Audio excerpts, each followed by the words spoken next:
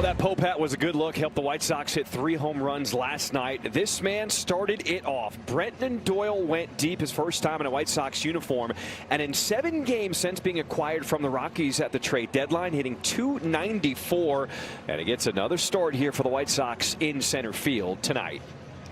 What is up, everybody? Welcome inside the booth alongside my guy. He's Steve Stone. I'm John Schriff. Another guy who's been swinging it really well at the plate, Chase Mydroth. Now, unfortunately, the last 2 games he's been nursing a wrist injury, but he is back in the lineup here tonight. Well, hopefully it's a triumphant return because they got to start splitting this series with Cincinnati before the rubber game tomorrow. And you look at Chase Mydroth. Last 6 games he's been terrific. The batting average of .348. The slugging percentage .652. Now he's driven in 6. He's scored 5. And all things considered, he puts a little thunder in this lineup, and hopefully more of the same here tonight.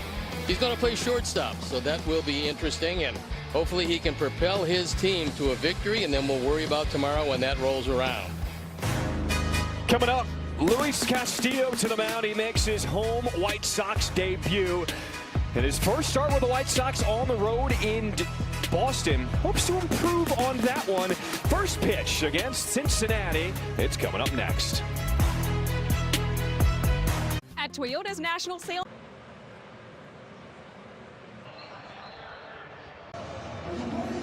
Welcome back inside Rate Field. It feels like every day there is rain here in Chicago, but it cleared out earlier.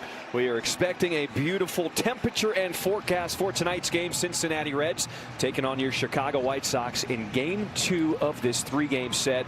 White Sox lost a tough one last night, had a 4-0 lead early, 4-1 going into the 8th. Unfortunately, the bullpen could not hold it down. Looking for a better performance after Sean Burke was just fantastic last night. Well, that's a good thing about this game. There seems to always be another game, and the Sox are in the midst of 16 straight, so they have a lot of games coming up. They just want to right the ship here tonight, get back on track, and Luis Castillo is one of the guys that can make it happen. A lot of excitement for him. First time taking the field at home in Chicago. Here he comes. Bring him out. Bring him out. Luis Castillo in 3 career starts here at Rate Field as a visitor. An ERA of 2.5. Let's see if that can hold true to form here tonight. He spent 7 years with the Reds, and they know all about him. And they also know that when he was with them, he didn't throw the ball inside enough. So we'll see if he goes inside a few times to a team that he used to call his employer. Not any longer as he's wearing that White Sox uniform, and hopefully putting together a good one and keeping the Sox out of the bullpen early in this one. Take a look at the starting lineup for the visiting Cincinnati Reds. They snapped a 3-game losing streak last night. They are led by their young shortstop Ellie De La Cruz at the top. Rookie Sal Stewart having an outstanding first year, DHing J.J. Day in left. Eugenio Suarez, who went deep at third base last night. Michael Tobia, Rodriguez, Trevino, T.J. Friedel, and Matt McClain's at second. So we'll take a look at Luis Castillo, and this year his 19th start, his 22nd appearance. The ERA is a lot higher than he would like. He always has had very good control. This year no exception, almost 3-1 as far as strikeouts to walks. Hard hit rate a little over 40%. He'd like to work on that a bit. So we'll look at how he's going to use his stuff. That 4-seam fastball of 44% backed up by the slider. Then he'll throw a sinker and a changeup. And when he was with Cincinnati, that changeup was very good. We'll see if perhaps he can resurrect it a little more than 13%. And here are the key matchups. Jose Trevino 4 for 13 with a double, and J.J. Bleday 3 for 15 with a home run, and he's walked 3 times. All right, we are ready for the start of game 2 as Luis Castillo goes through his full windup. And the fastball missing inside, ball 1. That was one of the issues that Castillo had in his first performance in a White Sox uniform against the Red Sox Thursday in Boston. Had some issues with that fastball command, looking to clean that up here tonight. Well, certainly that's important, as is getting the spinning stuff over the plate consistently.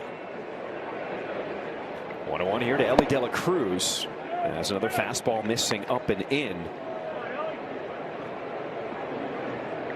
Keep him off base, you got a good shot of beating the Reds. He is one of their premier stolen base threats.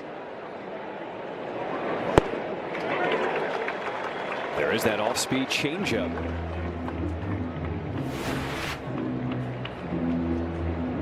That's a very good change. He didn't tip it at all, and there's an 8-mile disparity between that fastball and the straight change. Ooh, changeup gets the strikeout to start the night for Luis Castillo. Back-to-back changes, and that's what he did when he was with the Reds. So we'll see if he can resurrect that, because that changeup, when he's right, is very good. So 3 whiffs, 2 on the changeup, 1 on the slider. And he faces Sal Stewart, the rookie, leading this squad in so many offensive categories. But still has yet to be able to throw a fastball for a strike to start this game. That'll come to him as he feels a little bit better in this one. The wind is blowing fairly gently out to right field. Sinker right on the corner, velocity up to 97 miles per hour. You see the wind, not much of a factor yet.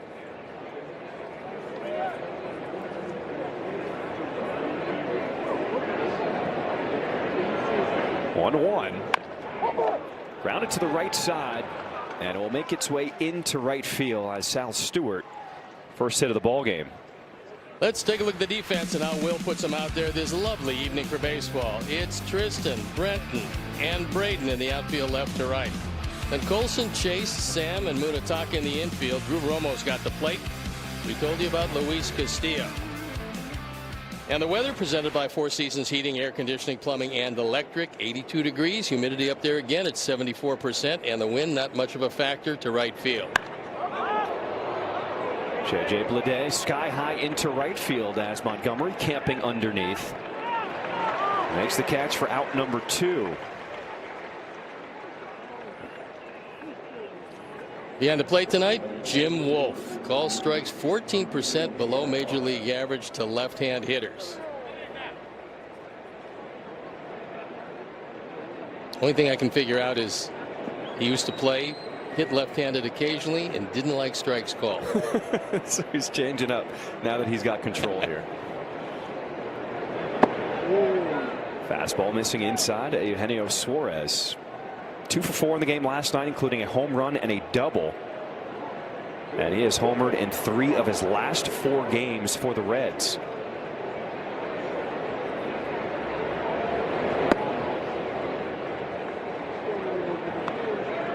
Stewart will take off. He's swiped 12 bags, been caught 4 times. So far, not much of a lead at first. Dangerous hitter to fall behind 2-0. As Romo tried to frame it, but it did miss outside, ball 3. I would think that Suarez would get the 3-0 green light from Terry Francona, who has used that quite a bit in the course of his illustrious career.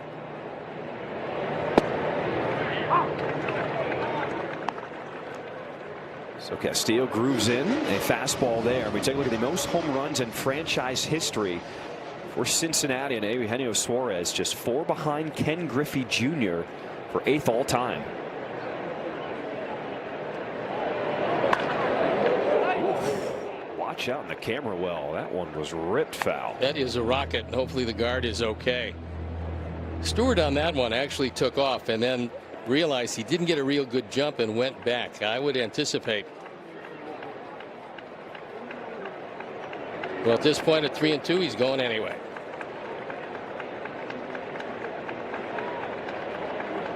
Here's the payout from Castillo. And a challenge as that one did miss. Called the ball. ABS powered by T-Mobile. It was close. Well, the first pitch was probably in the same area, and this has a piece of the plate. So Romo with a good challenge, and it's a strikeout and out of the inning. Good job, Drew.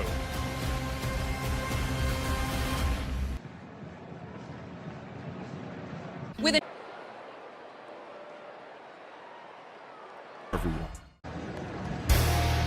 Time to take a look at the starting lineup for your Chicago White Sox. Sam Antonacci leading things off at the top at second base. Munetaka Murakami, he'll be at first. Andrew Benintendi will DH. Braden Montgomery's in right. Colson Montgomery at third. Chase Mydrup back after missing 2 games with that wrist injury at short. Peters, Doyle, and Drew Romo behind the plate. There's a look at Rhett Lauder. On for his 18th start, 21st appearance, ERA 5 1/4. You see, doesn't walk too many guys, will strike out a few.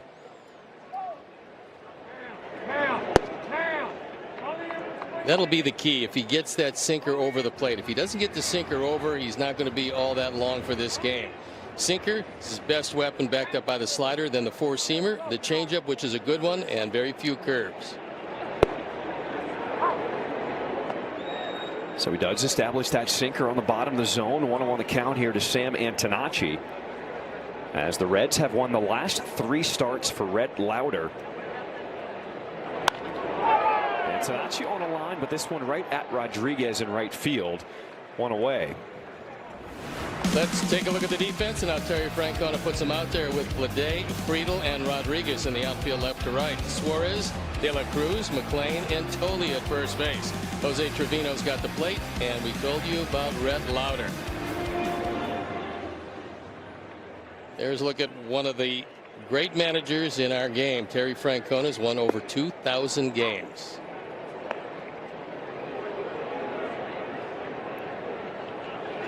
In his second year, 2,090 games. One thing Lauder does, which you would appreciate, but especially on getaway day, he works very quickly. Not quite getaway day. Not yet. Tomorrow. Murakami finds himself behind in the count as they set up outside, but Lauder missing off the plate. You've got to be ready because he's going to get it and throw it. He's very Burley-esque in that regard.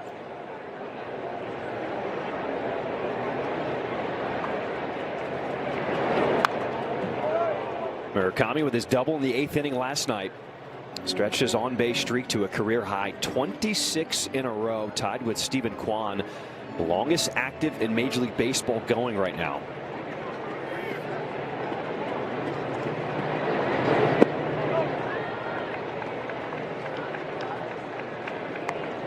It is the longest active on-base streak for the White Sox since Jose Abreu had 27 in a row in 2022.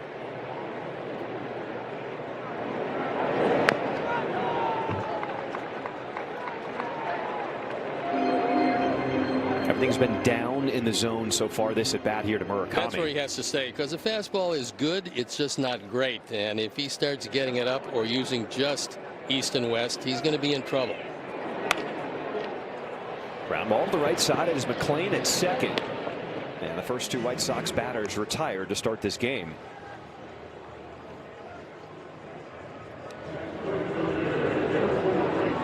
Since we are here in these dog days of summer, Will Venable has been moving around the DH spot to give some guys some extra rest. Benintendi gets that assignment here tonight.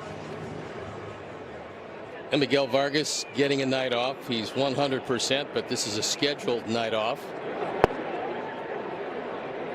Will said before the game that we're almost at the point where those days off are going to be few and far between.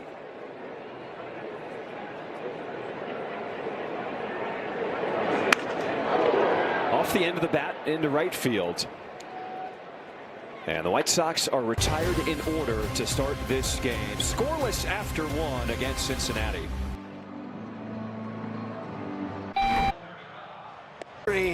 Welcome back. It's time for a scoop from the clubhouse. No Miguel Vargas in the lineup tonight, but Will said it's a scheduled night off. And you're probably wondering, well, he had a day off on Monday, but listen, this is intentional. 16 games in 16 days. Just having those off days close together just better prepares him for this grind ahead. And you can expect another regular to have a night off tomorrow just to get these guys in a really good spot. And then Will said it's going to be the same crew the rest of the way. Chase Mydrup back in the lineup tonight. Will, John, you were talking about how he's dealing with some left wrist issues. He does have some tape and a brace on that left wrist just to hold that tendon in place. base, but it didn't appear to bother him out in the infield. But I just saw that, guys, he has, it appears to be almost like a batting glove under his glove, so I'm curious what that's about, maybe to add some extra protection. He is starting at short here tonight. His first start of the season, had 63 starts at short last season, but I'm sure it's part of just moving guys around as guys are getting nights off.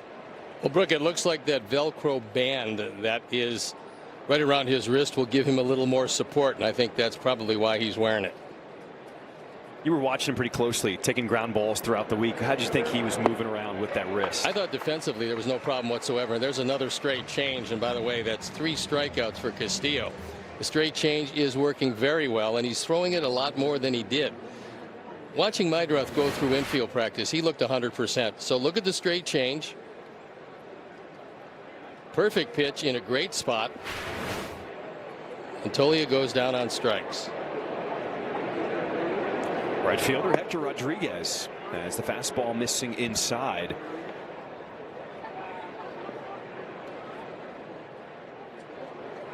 Rodriguez in just 6 games this season, a .118 batting average. That one almost took out a knee. Rodriguez had a tough night last night. 4 at-bats, 4 strikeouts. Shows he's got pretty good reflexes, however, getting out of the way of this one. When you don't have that fastball command to start the game, how long does it normally take to find that correct release point? Nobody can really tell because every one of these pitchers is different, but sometimes you just have to get your whole body loose, and all of a sudden, like magic, it comes back to you. Perfect pitch on the outside corner. That was 3-0, however. He wants to get a little better command of the fastball before he gets to 3-0, 3-1.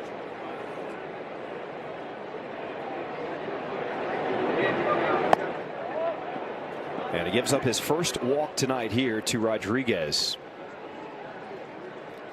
Top of the second, this half inning is brought to you by Wintrust. So for Castillo, in his first outing in Boston, gave up 5 runs on 6 hits over 4 innings. Cruised through the first 2 that 3rd inning, gave up a 2-run shot to the 9-hole hitter, and that's where things started to get off the tracks. And Will said it was a lack of ability to consistently get the fastball over the plate that forced him to go other places, and the other places didn't work very well.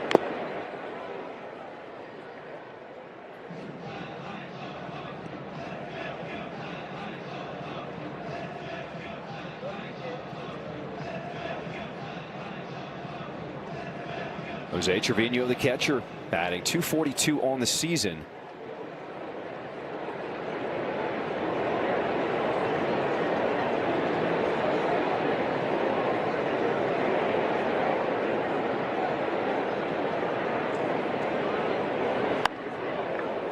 This Reds team came back from a 4-0 deficit last night. It was their 2nd largest come from behind win this season. The largest for them, they came back from 5 runs down to the Tigers to win that game back in April. One of the tougher losses for the White Sox this season. When you take a 4-0 lead and your bullpen has been as good as the Sox has, you expect to hold on to that. Fastball blew it by him. 4 strikeouts already for Castillo. If you stay ahead, you're going to get swings at pitches like this. If you're behind, they're not going after that. Good high fastball.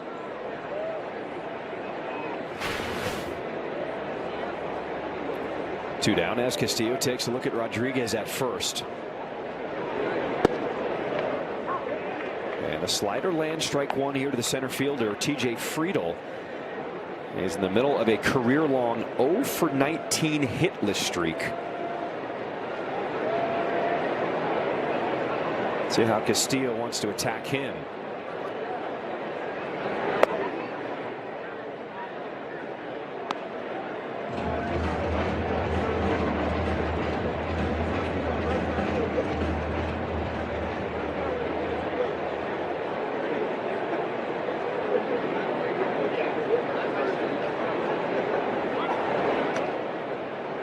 Castillo was a 2-time All-Star when he was with Cincinnati from 2017 to 22. Always have a little extra adrenaline when you face your former team. There's no doubt, and there's no rhyme or reason why that is the way it is, but it doesn't matter if you've had 3 teams in between. The first team brings you to the major leagues. It's always something special when you face them. Luis is still having a little command issue with that fastball.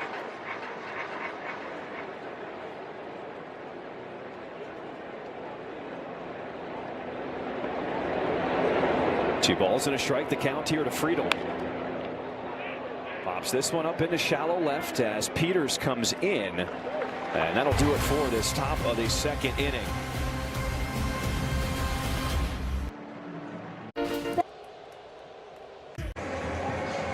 It is time for the lines to watch, presented by Circus Sports. Sports betting the way it should be. We take a look at the odds for a White Sox home run hitter tonight. Steve, who's your pick?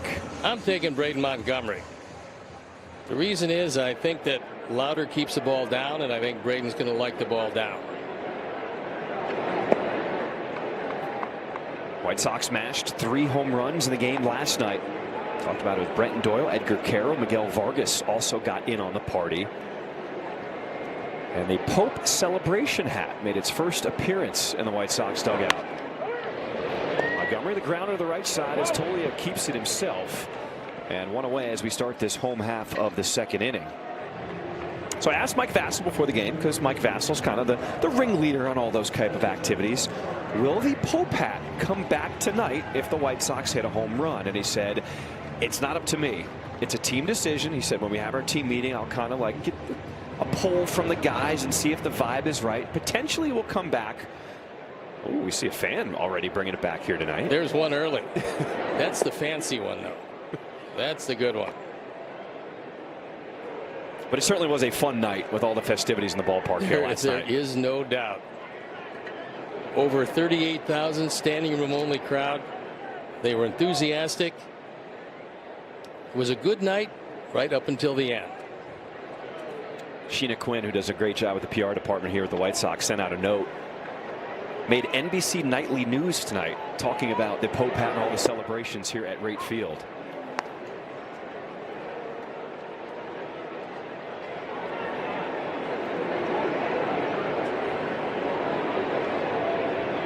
Colts Montgomery in a hole, 0-2. As that changeup lands, called strike 3.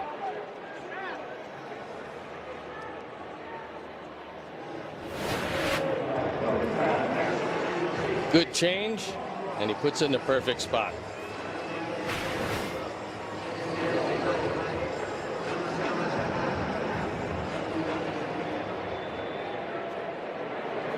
The return of Chase Mydroth to the lineup after missing the last 2 games with that wrist injury. Said it was just kind of barking on him, felt a little something, so the White Sox didn't want to push it. But he has been stroking it at the plate last 6 games, hitting .348. He's put a good spark into this lineup, and his presence reemerging in the lineup is going to help this offense.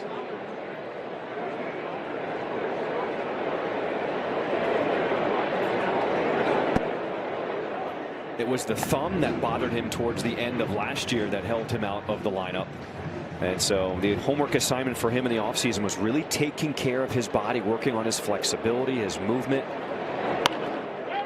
Hot shot goes off the glove of Suarez as Mydroth beats it out at first. We'll have to see how that scored. It was hit very hard. Eugenio Suarez knocked it down. Couldn't control it enough, and good hustle on the base on the part of Mydroth, and he beats the throw. See how close he is. He was trying to take away the bunt, and that worked against him on this rocket down the line.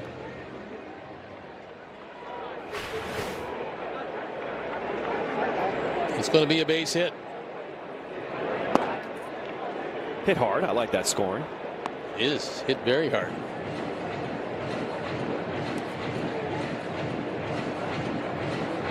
Tristan Peters gets the start in left field.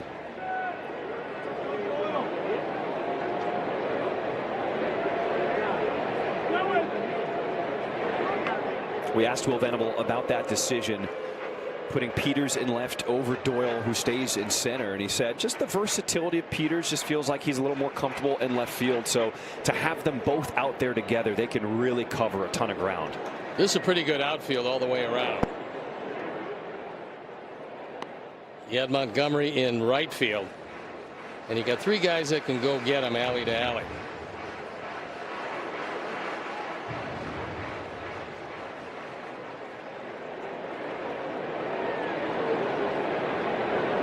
Draw at first with 2 outs. As Peters rips this down the line, but foul.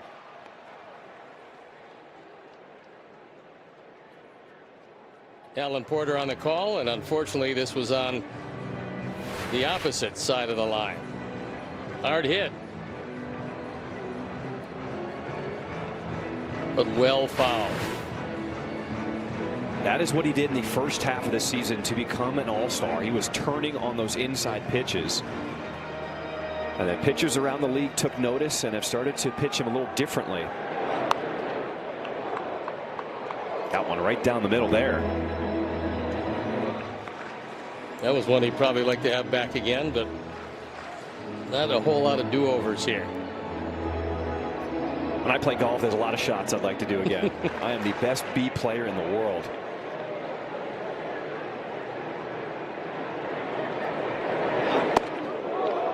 In a game that there is a lot of interest in, the Guardians have taken a 4-3 lead over the Tigers.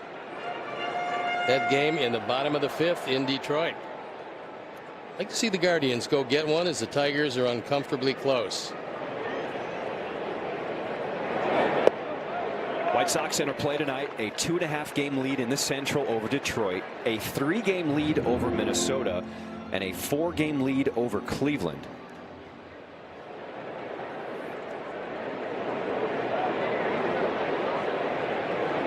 (3-2) as Peters goes down swinging on the slider.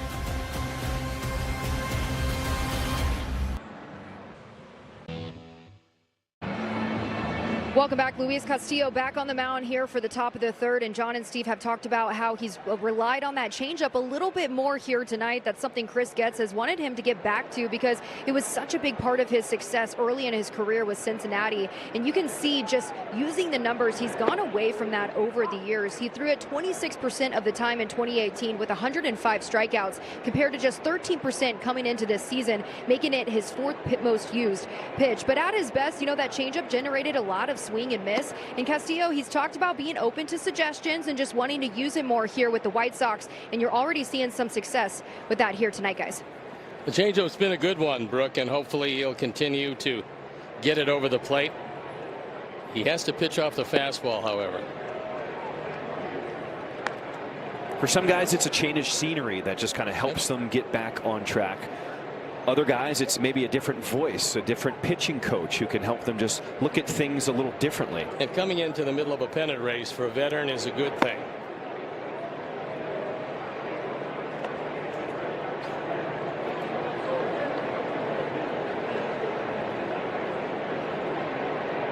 Minnesota with a 7-5 win over the Orioles. That is not the spot to miss with the fastball. Got away with one right over the middle to the 9-hole hitter Matt McLean, who fouled it away.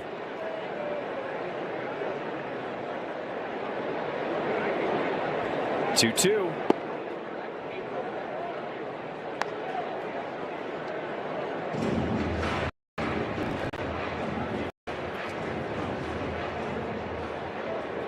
Top of the order, Ellie De La Cruz waiting on deck.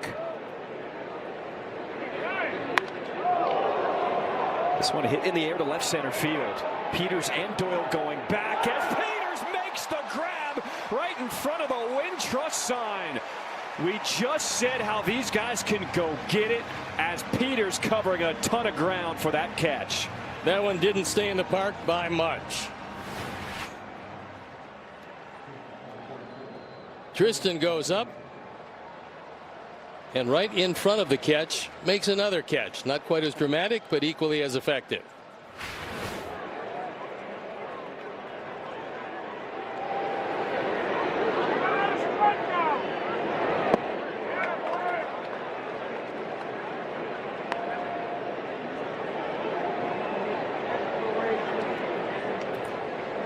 Obviously that catch, talking about Dwayne Wise, inserted defensively to make that catch, saving the perfect game for Mark Burley. What a play that was.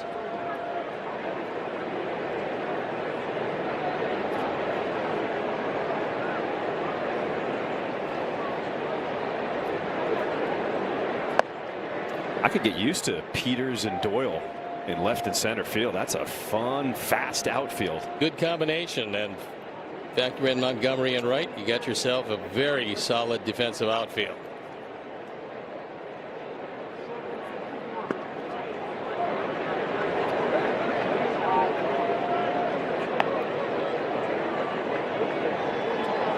Even though Castillo has been effective to start this game, he's going deep into counts to a lot of these hitters. As you see, the fourth 3-ball count already. Off the end of the bat is Montgomery. Makes the play out number 2 here in this 3rd inning. We'll take a look at Tristan as he goes back. His timing is outstanding. At the last instant, goes up and hauls it in.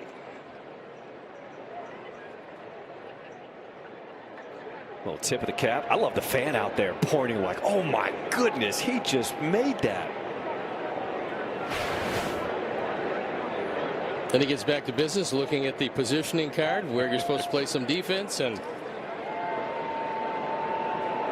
Castillo got the ground ball from De La Cruz.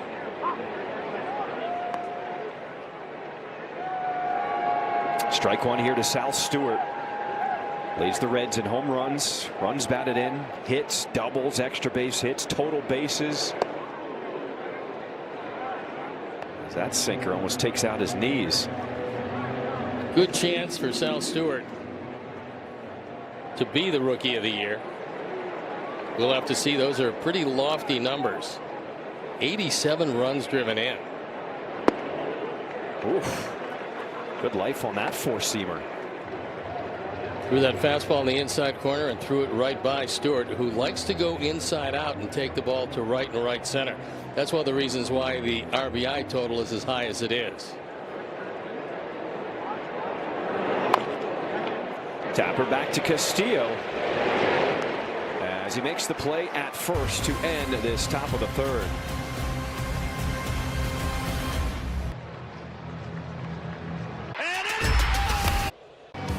And it's time for Fresh Stats, brought to you by Old Spice. We take a look at Brenton Doyle, what he has done in his 7 games already here with the White Sox. Been pretty impressive when you factor in how good that glove is in center field.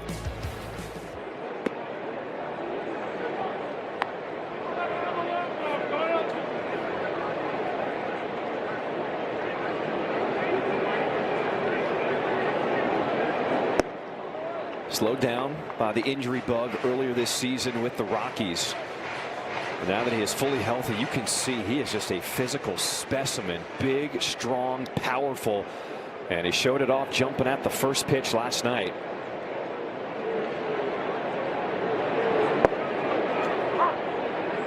Best thing about that trade deadline is when you get a guy that was with a team his entire career that's never really made a run at it, suddenly forced into a postseason chase. Gets underneath this one in the air to left field as Blade with the grab. Bottom of the 3rd. This half inning is brought to you by Hyundai.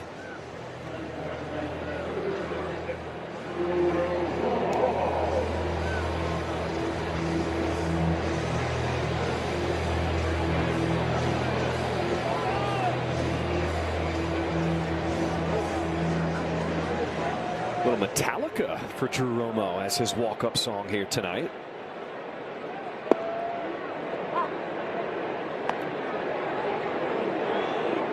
I always like the walk-up songs. Tells a lot about the player's personality, what gets them in the right mindset to step into the box. Well, you got to pick something that is offensive, because that's your time to be as offensive as you can possibly be. So you're saying no, like Beethoven, no classical, no chill music. Nothing that puts you to sleep, no. If you had a walk-up song, what would it be?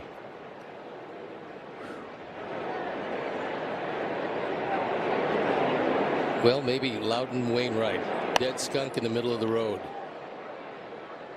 Okay. Yeah, it was just a wonderful song. A little tough on the skunk, but other than that, it was okay.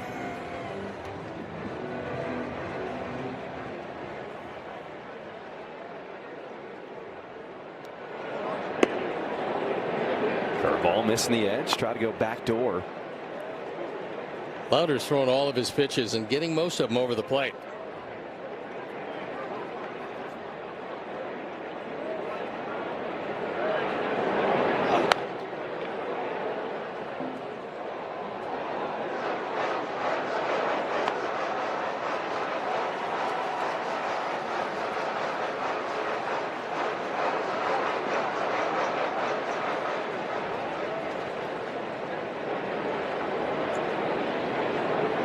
Both teams with a hit apiece to start this one.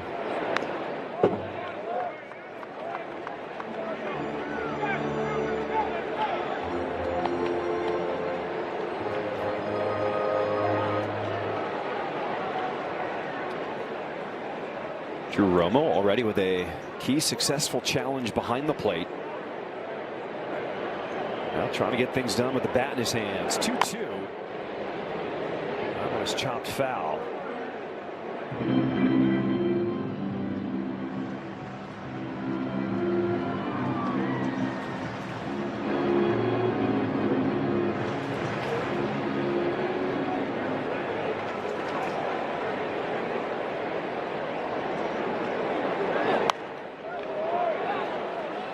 For a pretty good battling at bat. As Romo continues to foul things off.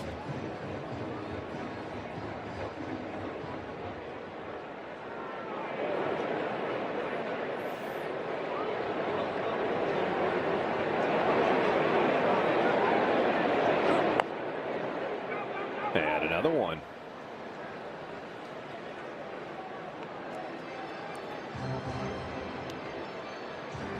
See the bench by Cincinnati just looking at Romo like, put one in play here.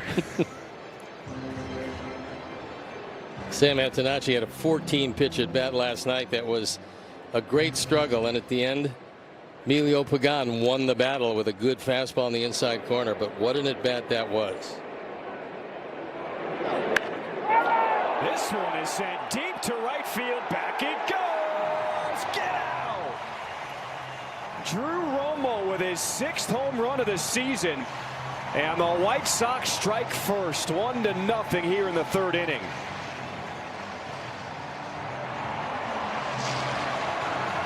That one a no-doubter. Mike Vassal's got the magic wand. And we'll watch it again. This is our Lexus Experience Amazing Home Run replay. It's a breaking ball that catches too much of the plate. Drew goes down, gets most of it. And that at bat, that battling at bat, fouling off pitch after pitch, winds up with the first Sox run of the night.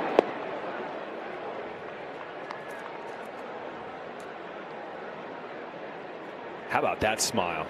Been a long time between home runs. He should be a very happy young man.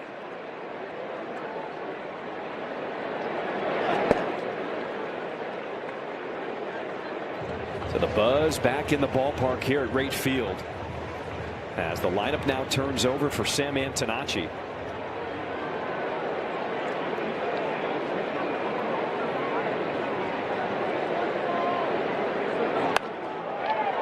Slashing this one to left center field, and it's going to get down. Antonacci's going for 2. Bleday's throw goes to 3rd. A 1-out double for Antonacci.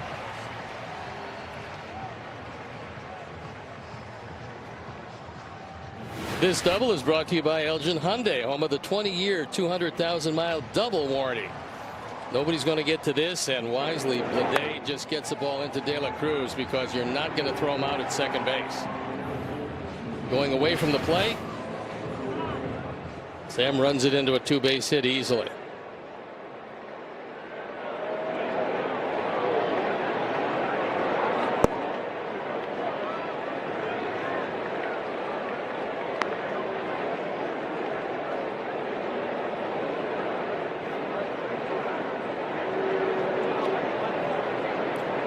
Takuma Murakami is 0 for 1 tonight. But he does have 4 straight games with an extra base hit. With that double hit last night in the 8th inning.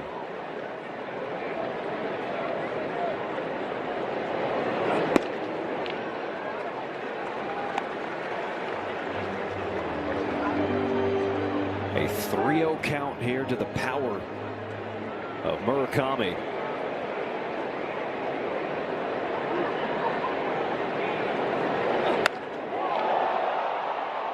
This one high in the air to center. As Friedel with the grab. Antonacci's tagging. He's going to test the arm, and it is offline as he will get to third with 2 outs. Heads up base running by Antonacci. He knows Friedel doesn't have much of an arm. And this throw well off the mark. We'll watch it again.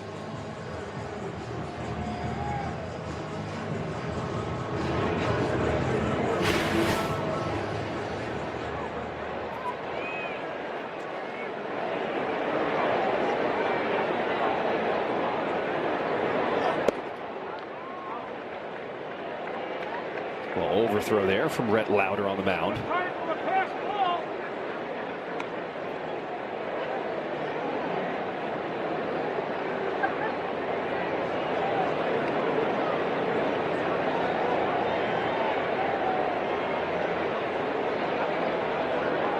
Count here to Andrew Benintendi. As the White Sox getting production from their catchers back-to-back games. Caro hit a home run last night. Romo a home run here in the 3rd.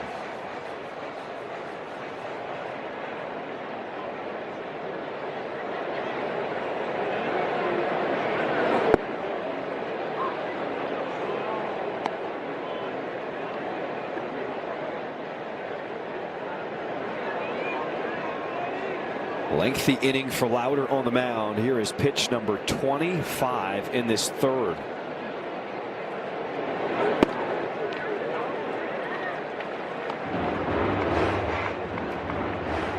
You would expect a pretty big swing, a healthy cut here from Benny. 3-1 count. And after the double and the home run, Lauder's had some problem with command.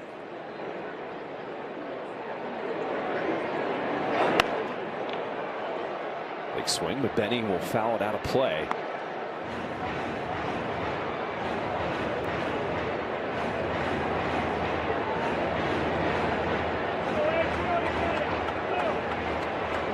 How about that stat? 89 runs in the 3rd inning, leading Major League Baseball. That's pretty good. This one hit hard, but at De La Cruz to end the frame. That was Drew Romo getting it started with a long ball tonight.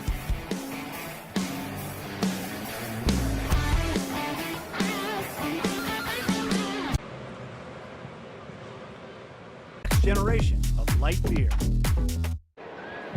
Top of the 4th, White Sox a 1-0 lead over Cincinnati. This half inning is brought to you by Toyota.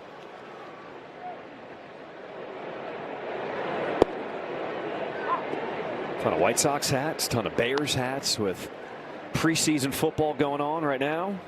Getting to be that time. That's right. No chill in the area yet, but it's coming. Can we just bottle up this weather tonight? First of all, it's dry.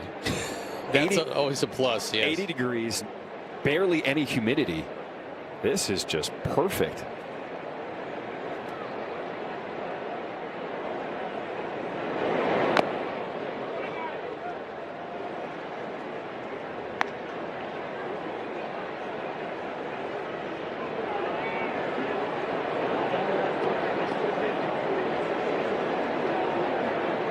Now, there's still a bunch of people in our Chicagoland area who are without power here tonight, so we are still thinking of you as those storms ripped through the area last night, yesterday afternoon.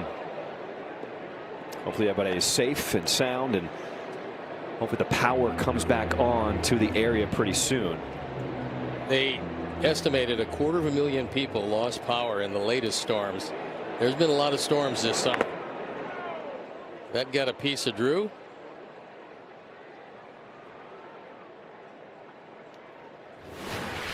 Jim Wolf going out, buying some time. This is a good changeup. right off the instep.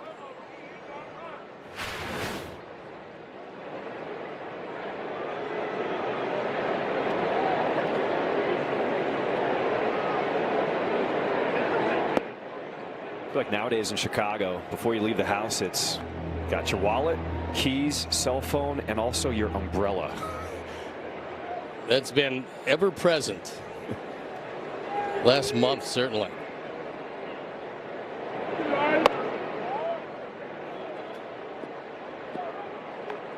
Still searching for command of the fastball, Castillo, tonight.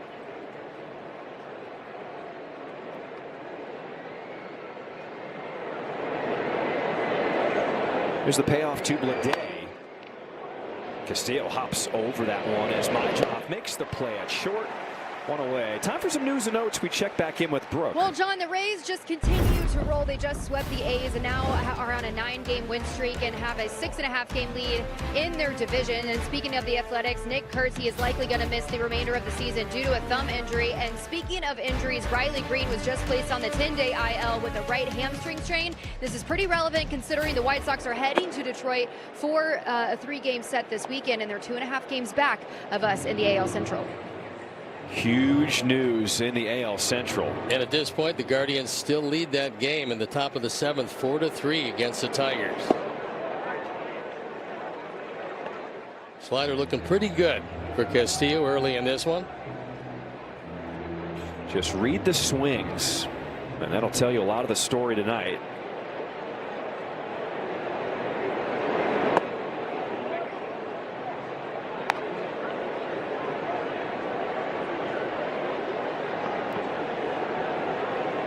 Suarez struck out looking his first time up. There's the 1-2. And a challenge from Roma. This one's close. Catcher is challenging the ball. ABS is powered by T-Mobile. Does catch a piece. Drew's having quite a night. He's 2 for 2 in challenges, hit the ball out of the ballpark, and both of his challenges have turned into strikeouts. And both on Suarez. Yep. Suarez is going to say, look, don't challenge anymore. You're ruining my batting average.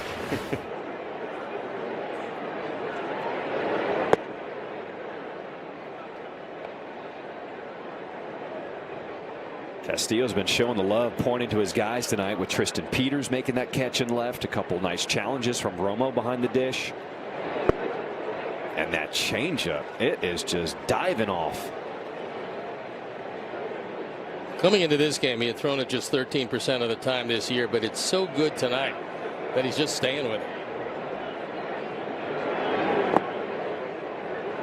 How often can you go to a pitch like that? Depends on, well, the hitter's going to tell you. I mean, if hitters start to weight back on it, then you're going to have to change. But until they do, you might as well go with it.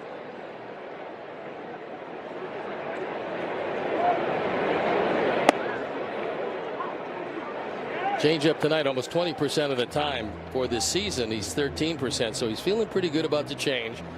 And so far, nobody's weighted back and are able to read it. So that's a good sign.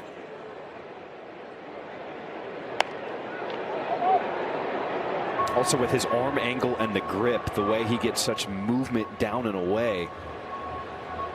Even if you're waiting on a pitch like that, it is tough to square up. Yeah, much more effective to left-handers because the ball is sinking and going away from them. 2-2 pitch here to Tolio.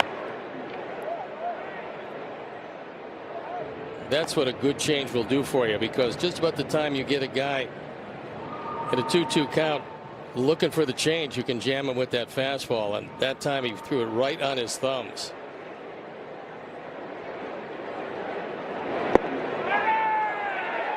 Strike 3 called. Back-to-back punch-outs to end this top of the 4th. That's 6 strikeouts in the early going, and a lot of them on that straight change.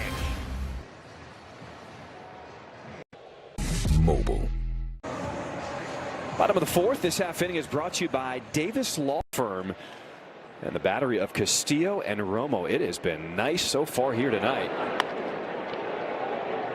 Nice to see Luis getting the fastball over the plate, helping to set up that straight change.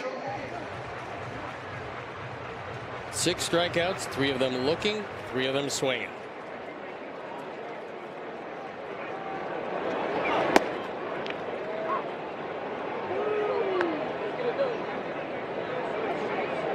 White Sox with 3 hits off the Reds starter Rhett Lauder.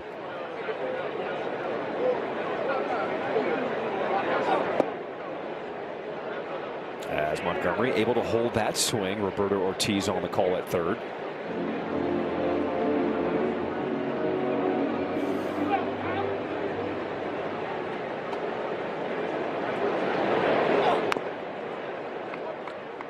Braden Montgomery had such an incredible start to his career. Obviously the walk-off in his first big league game. Then he went into a little bit of a slump, and now you can tell he's starting to settle in nicely here to the big leagues. Well, it's to be expected because this league is going to make an adjustment. As soon as they see what Braden is going to do, they're going to adjust to it. Then it's up to him to readjust back. There's no doubt he's got a high ceiling.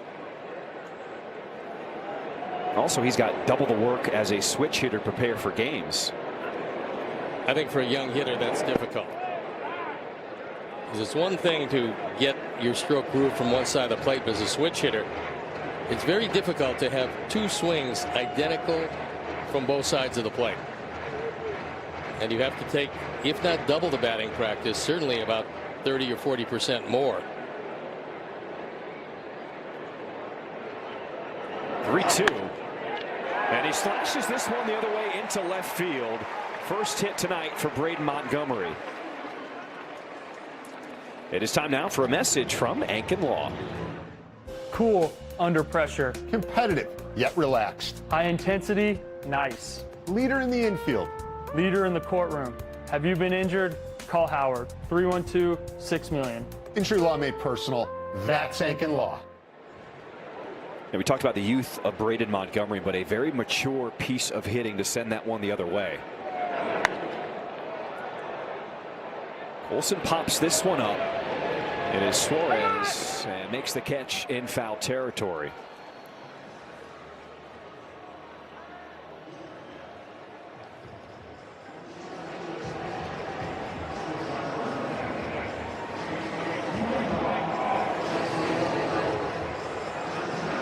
Eugenio makes some friends here by throwing one into the stands.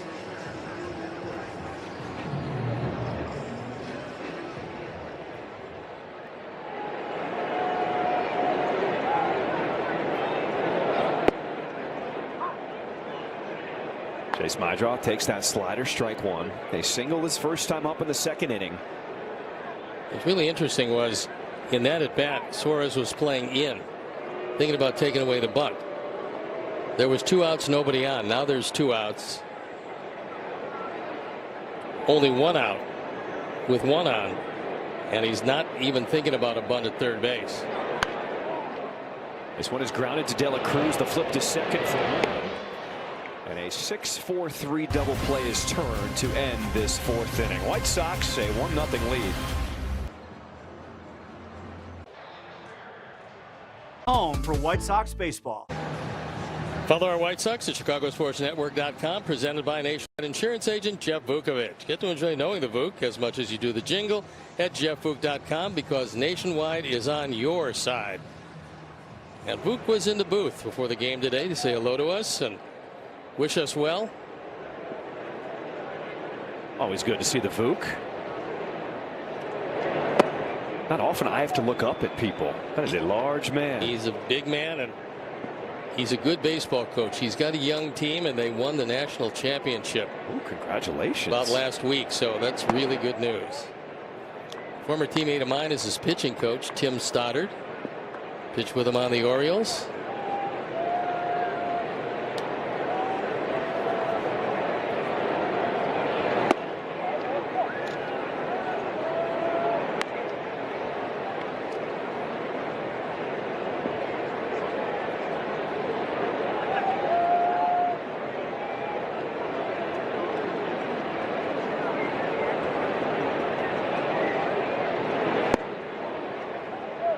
Luis Castillo already with 6 strikeouts through 4. His season high is 7. And he did that against the Yankees.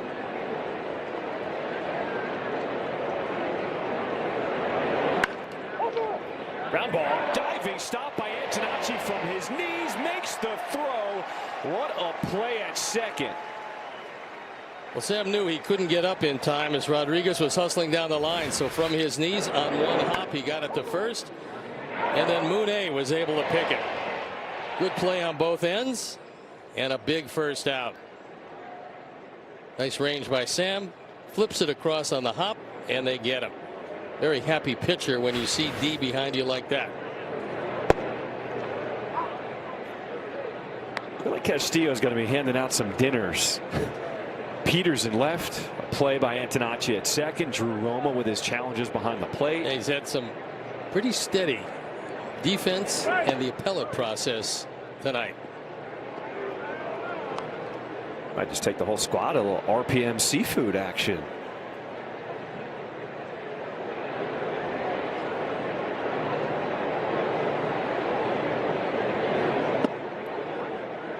Guardians have added a couple to their lead, and that's good news. They lead 6-3.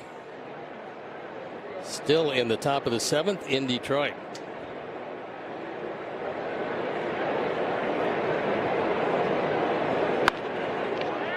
Ground ball to Mydroth. He has had no issues with that left wrist tonight as he makes the play for out number 2. Well, this is our Lerner and Rowe delivery of the game. Injured in Chicago. Lerner and Rowe is the way to go. How about that fastball from southpaw? I would say at 77, as furry as he is, I'd get him ready for the pen. If he can get a breaking ball over, that's doable. Drag bunt. Castillo's got a field off the mound. The glove flip in time. Yes, sir. What a play by Luis Castillo to end this top of the 5th.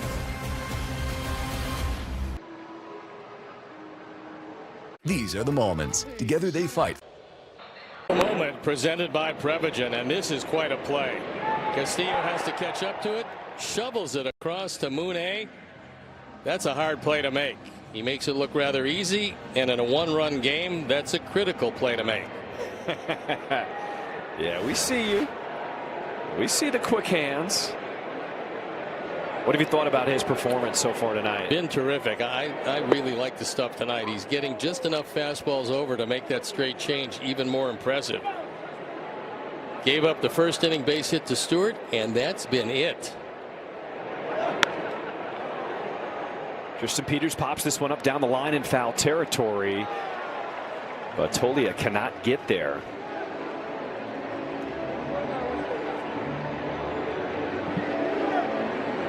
One of the best that we've seen in a White Sox uniform on that play was Jose Abreu. He could go get him over his shoulder. Didn't matter how far away it was. He had good enough speed. And the ability to judge that play is really difficult when you're running with your back to the infield. See, he's still here watching the game. You gotta love the Sox spirit. Especially as a visiting player that does not play in this ballpark very often. Difficult, certainly.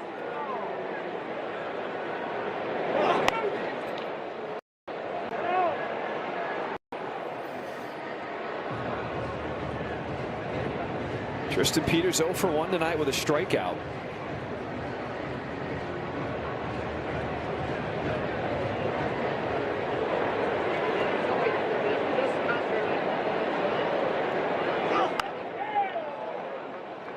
.70 pitches now from the Red starter Louder.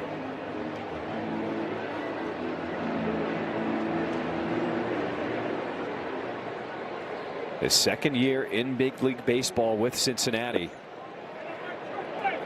As we said coming on, he has won the Reds have won his last 3 starts.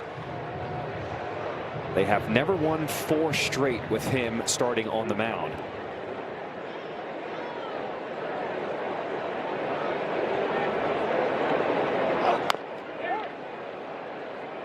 When he's right, you have to have a sinker like he has to be successful in Cincinnati. That's a very small ballpark, very lively ballpark. Give up a lot of home runs there if you're not throwing ground balls, and we've seen Lauder with the ability to throw a ground ball when he has to. As Peters chasing that changeup, out number one here in this bottom of the fifth. This half inning is brought to you by Prevagen, which makes it interesting because when you dive into the numbers for Lauder, at home his ERA is way better than on the road. 3.06 at home in Cincinnati in that small ballpark, but on the road he's got an ERA under 8. And pretty amazing because that is a tough place to pitch. There is Doyle smashing that one up into center field. His first hit of the night. I think the Sox have to be ecstatic with this acquisition because they knew that Doyle could play defense. That was not a problem. But he's been surprising offensively as he takes this slider and takes it right back up the middle.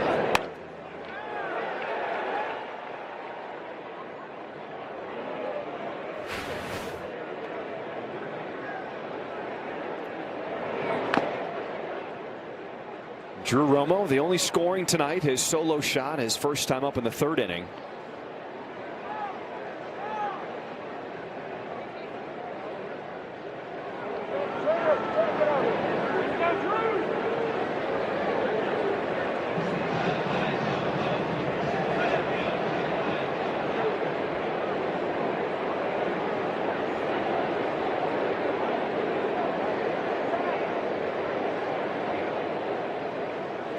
Pitch clock winding down. It's Trevino behind the plate calling a time.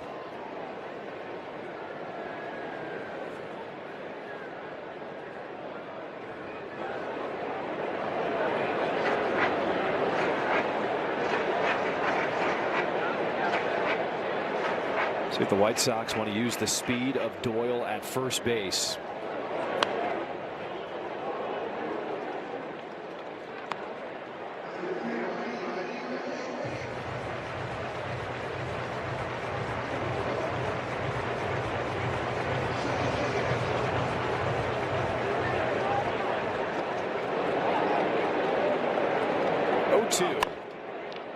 Chopper up the middle. That is McLean with the flip to De La Cruz.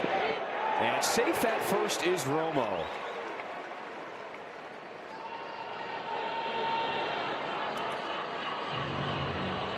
Might have been that glove flip that allowed Romo to be able to make that play at first base and beat it. We'll watch it again as Drew hustling all the way. Beats it by an eyelash at first and keeps the inning alive. Hard to get anything on that flip. You can't get much on it. And maybe just that half step save the double play.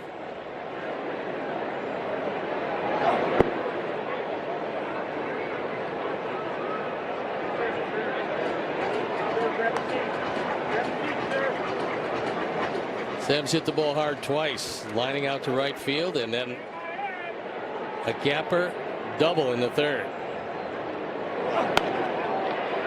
Hit on the hands, fly off into center field over the head of De La Cruz. As Romo puts on the brakes and stops at second. So White Sox have something working with 2 outs in this 5th inning.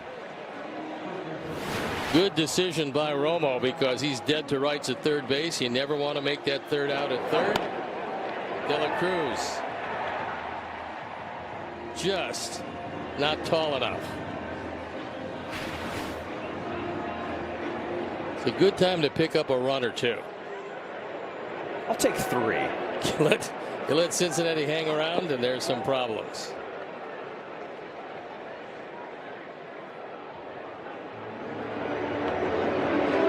Said he had that feeling last night when the White Sox were up 4-0, then 4-1, just weren't able to tack on those extra runs. And the Cincinnati team, they have power. They can come at you late. Golden opportunity for the White Sox here. Inside corner with the fastball, it lands. 1-1 the count here to Murakami. Sox first baseman 0 for 2 tonight. A lot of patience to lay off that changeup. Catcher's challenging the ball call. ABS powered by T-Mobile. And it's well out of the zone. Cincinnati has one challenge remaining.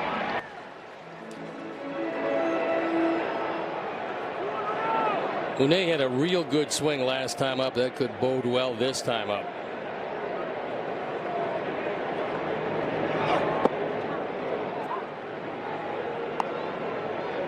Thought about pouncing on that curveball, but did not pull the trigger for strike 2.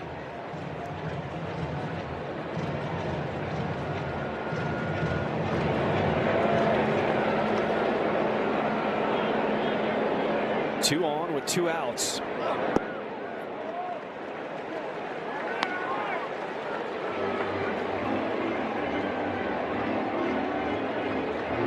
And both runners will be off with this pitch, with Benintendi waiting on deck.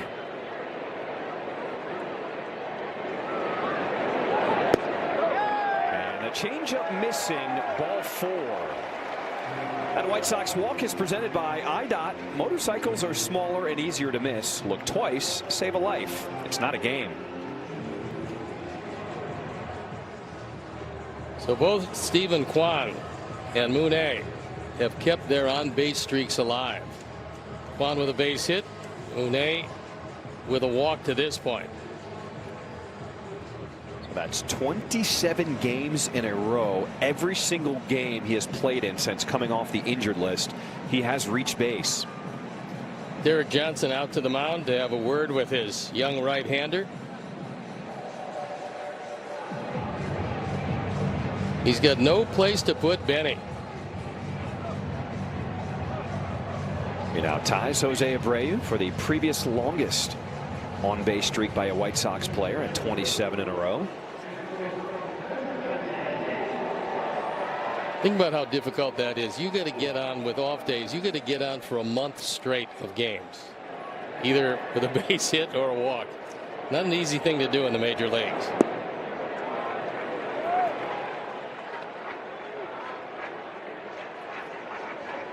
Bases loaded. A chance for the White Sox to get some separation. 1-0 to Benny. Out in front of that changeup, strike 1. Lauder's that type of guy you can't be too over aggressive with.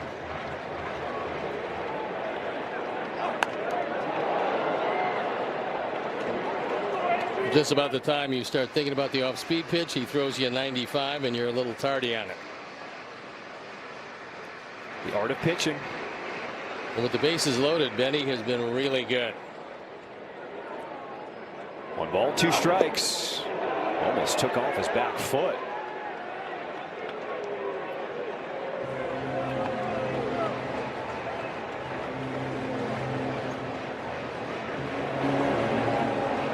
Bullpen up and going. Julian Garcia. Remember, this was all started due to the hustle of Drew Romo beating out that double play ball at first base. Can the White Sox cash in? 2-2. As Benintendi goes down swinging, leaving the bases loaded.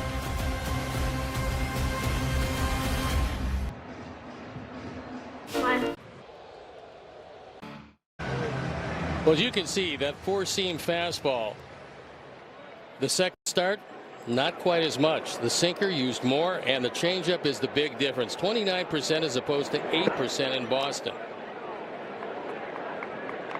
And when the straight change is good, you might as well just ride it for all it's worth. We'll face 9-1-2 in the Reds batting order to start this 6th inning. In a one-run game, you don't want to walk McClain heading to the top with De La Cruz, Stewart, and Blade coming up. Did get him to offer there at that slider out of the zone, strike 1. McClain is one of their better base stealers.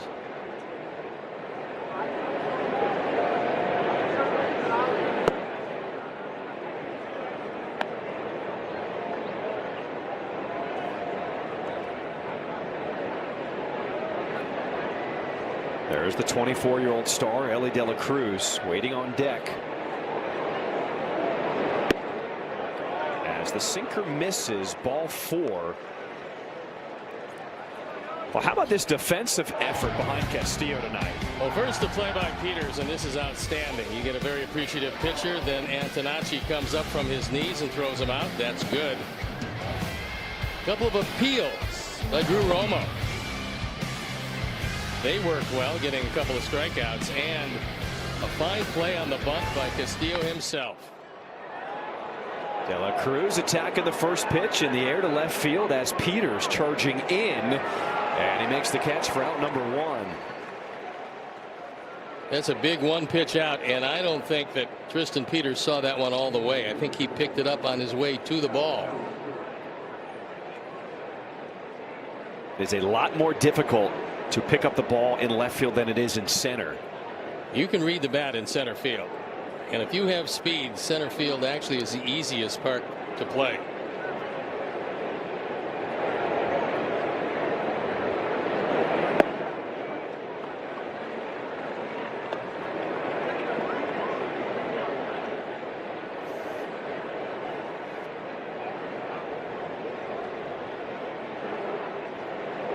Sal Stewart with a single and a ground out back to Castillo tonight. Good fastball there. This half inning is brought to you by Elgin Hyundai.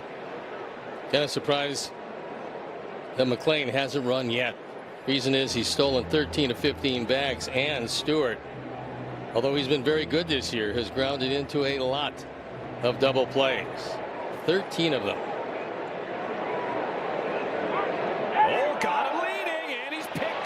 See if they can apply the tag in the pickle as Antonacci tags out McLean. Well, thinking along the same lines, McLean was trying to get a big lead, and then he was just hung out to dry. This is how you want to run down. One throw. Monet shows the ball. And there's Antonacci right there to make the tag. That's a big play in a one-run game. Reds still have not had a base runner reach second base tonight. 1-2 from Castillo. And a challenge from Romo. Actually, he's asking for an appeal, then the challenge. ABS powered by T-Mobile. You want to do that appeal first because you might save the challenge, and in this case that one is way out of the zone. Confirmed. Chicago has one challenge remaining.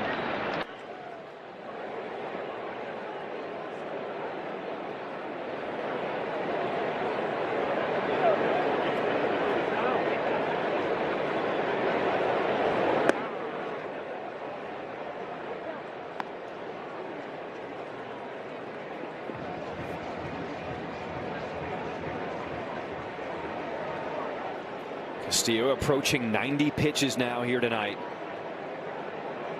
Here's the payoff.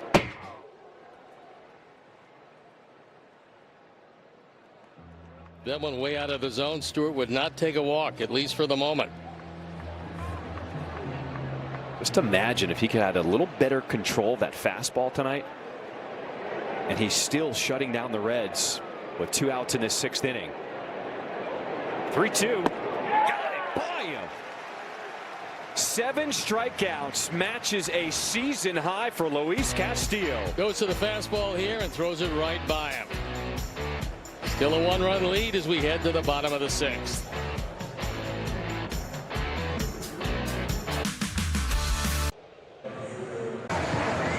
Welcome back. Bottom of the 6th we go. This half inning is brought to you by St. Xavier University. Beautiful shot of the water downtown Chicago. As Braden Montgomery goes after the first one, they will ground out to Tolia.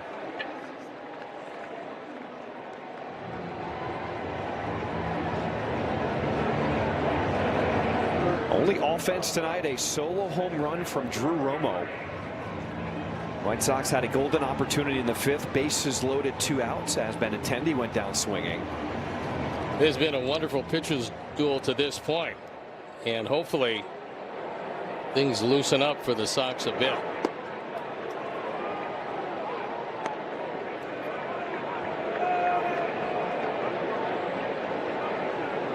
Well, we have seen that the White Sox can find a variety of ways to win baseball games this year. And you love the fact that Luis Castillo is stepping up big. This is exactly what the White Sox thought he would be, acquiring him at the deadline from the Mariners. Lauder maybe at the top of his pitch count, and the bullpen is up and going. Montgomery rips this one into right field. A one-out single. It is time now for a message from Eagle River.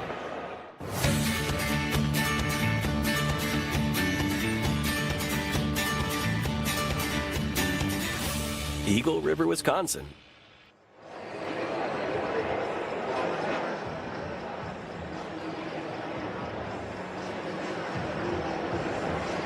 Terry Francona thinks that he's reached his limit.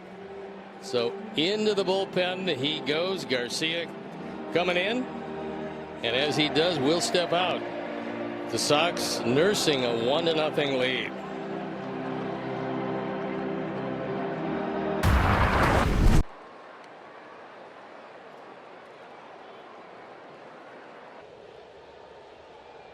This call to the pen is brought to you by Lexus of Merrillville. And it's Julian Garcia on the 18th time. He's been very good. ERA of 2 3/4. The walk rate a little bit higher than he would like at 11.4 with a strikeout rate of just 25%. He inherits Montgomery at first base and 1 out. Chase Madrath, he shows bunt. And they appealed to first. They said did not swing. So ball 1. For the second time in as many at bats, Suarez was playing back at third. Now he comes in just about even with the bag.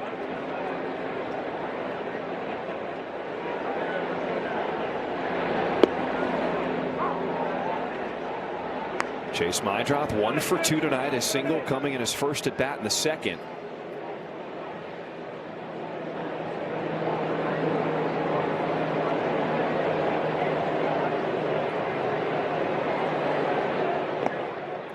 Much needed return to the lineup. In his last 6 games, he's driven in 6 runs and he's scored 5 times.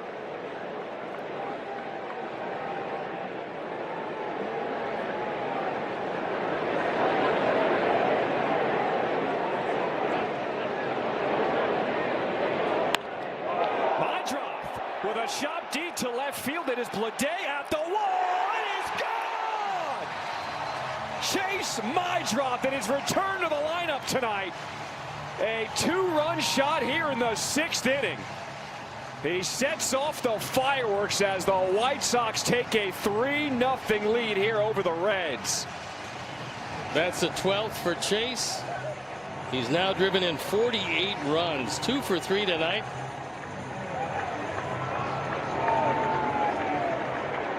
And welcome back, Chase Madrath. Are we looking at the second baseman transforming into a power hitter now? He's feeling pretty good about pitches that he knows he can pull and pitches he has to go the other way. And it's pitch selection for hitters too. Not only a pitching sequence, but hitters have to know when they can try to unload on one.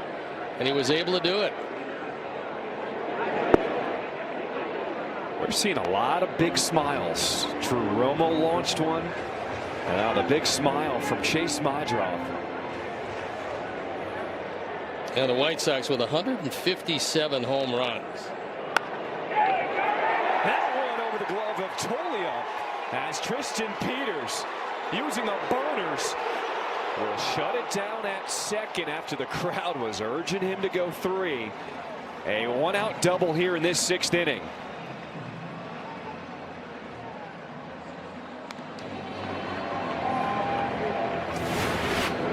We'll take another look. This is another hanging breaking ball from Garcia. And Tristan just unloads on it. No chance at all for Tolia at first base. And this ball rattles around for a bit. But Tristan coasts into second base with a double. There's Brenton Doyle.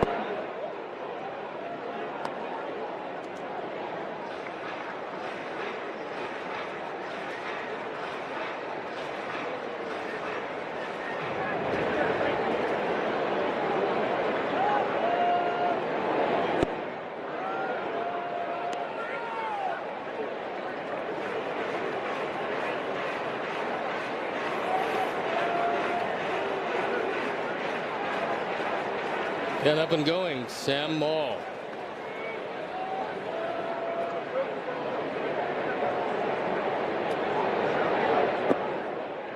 Doyle able to lay off the sweeper. Ball one.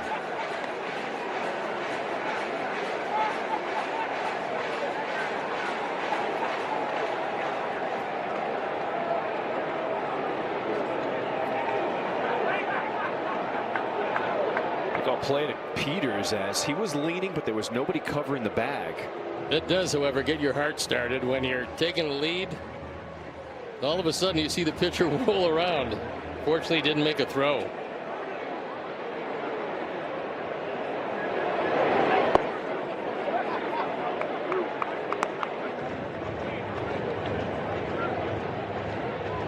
Peters trying to get the attention of Garcia on the mound, so he can deliver a mistake to Doyle at the plate.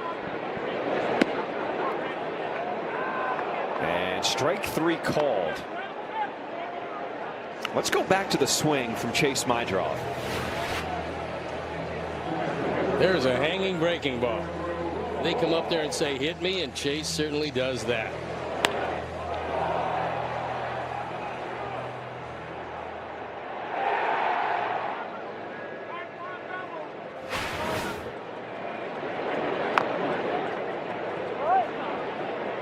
How about Mydroth and Romo providing the power here tonight for the White Sox?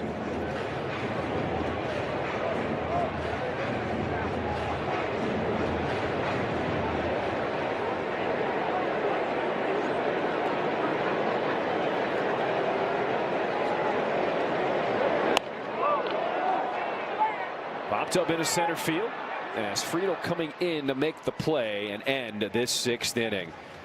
Well, Chase Mydroth, Mr. Cali Cool, says thank you for that hanger. A 2-run shot as the Magic is alive and well here in Chicago. A 3-0 lead after 6.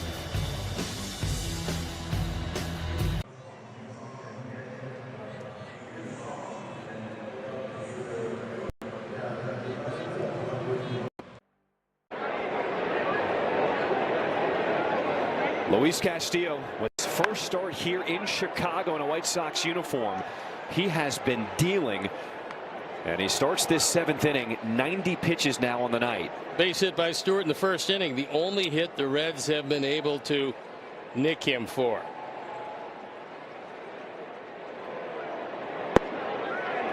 That changeup has been a big weapon tonight. He's used it very well. Mixed him very well. And getting a whole lot of mileage out of that straight change. White Sox made a splash at the deadline. And it is looking like it is paying off here in Castillo's second start for the White Sox. Well, the Sox needed him to go deep in the game, and here he is in the 7th inning with a 3-0 lead. Just missing up and in with that sinker. Next strikeout for him will be a new season high. Already with 7 tonight.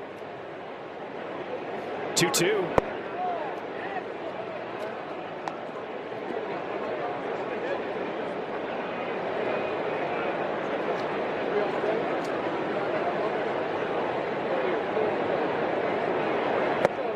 Swing and a miss. A new season high, 8 strikeouts for Luis Castillo. And it's only fitting that he uses a straight change to get number 8. Here it is, rolling off his fingers, dipping away and down to the left-hand hitter. And it's been a huge weapon tonight. 18 whiffs. That ties his season high.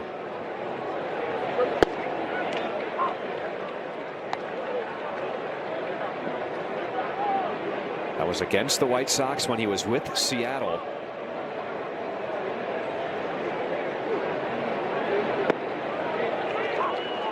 What does he now add to this starting rotation for the White Sox? The veteran presence of a guy who has seen a whole lot of baseball and a lot of innings in the course of his career.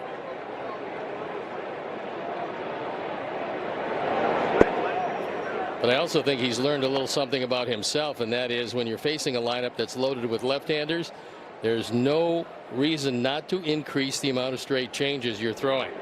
And he's used that exceptionally well tonight. Almost 18% of the time. Racks up another punch out, his third in a row, number 9 tonight. We'll take another look. And this one sinks down and in. I mean, that's 96. It looked like a strike when it left his hands. It dips down and in out of the zone, and he takes down Suarez for the 3rd time on strikes. Oh, he's feeling it right now. He's starting to feel it. 100 pitches from Castillo as he's getting stronger and stronger as this game goes on. And the pen is up and going just in case. Tolia whiffing on that fastball. 0-2 now. This is a good straight change and strike out the side. Hagen Smith getting ready to go. Fans starting to get into it. 0-2. As the changeup missing down, ball 1 here to Michael Tolia.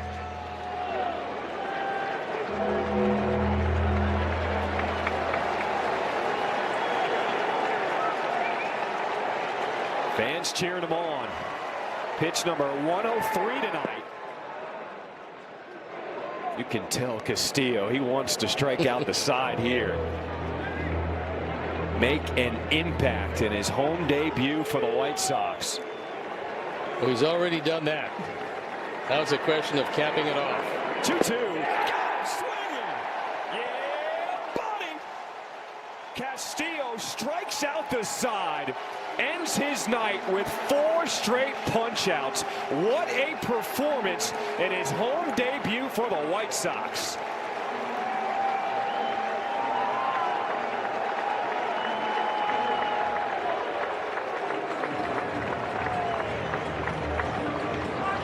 This isn't a light dusting of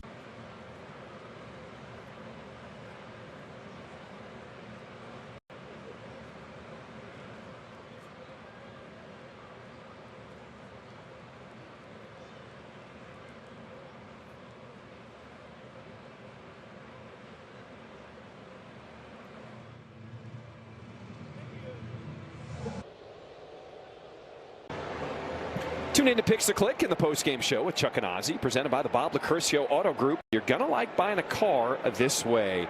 What a way to end the night. Luis Castillo, 4 straight strikeouts.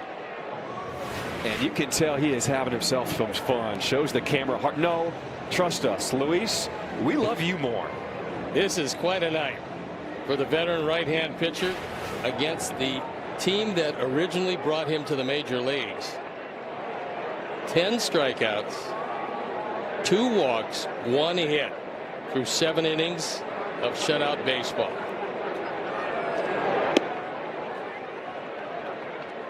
I could get used to performances like that tonight. My goodness.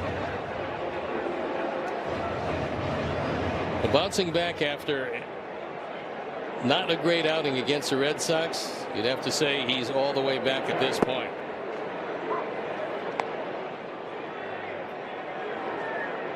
White Sox felt like there was still something special to pull out of him as the Reds have a new pitcher on the mound. Sam Moll comes out for the 55th time. His ERA 4 1/4.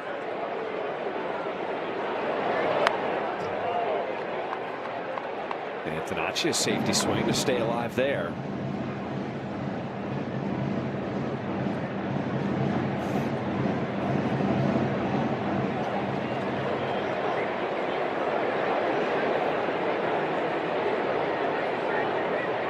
Ball, 2 strikes to count here to Antonacci. Another late swing, but he keeps the at bat alive. That swing kept the ball out of Trevino's glove. So nice piece of just putting the bat on the ball to make sure you see at least one more pitch.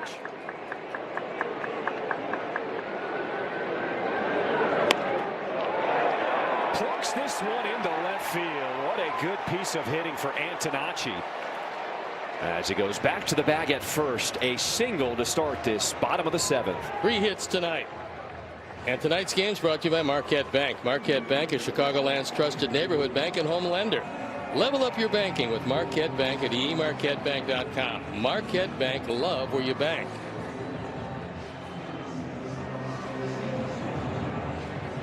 Luis Castillo, over 100 pitches tonight. Season high 10 strikeouts. Setting this White Sox team up for success, giving up just 1 hit.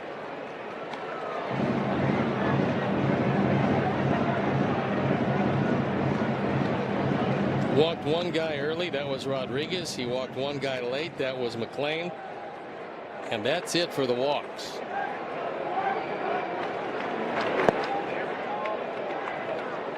Randall Grichuk has grabbed the bat. He is now waiting on deck.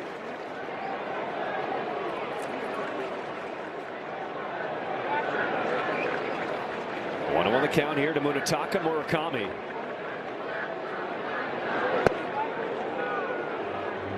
The appeal to third. Roberto Ortiz said he did not go around. Ball 2. I just love how much energy there is Wednesday night here in Chicago. After an electric night last night, losing a heartbreaker.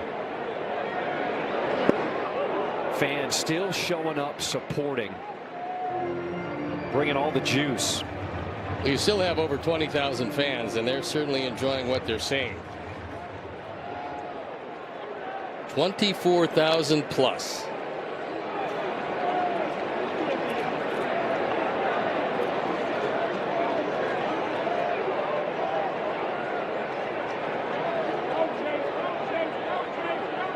Murakami high in the air to center field. Coming in is Friedel. And there is out number 1 here in this bottom of the 7th.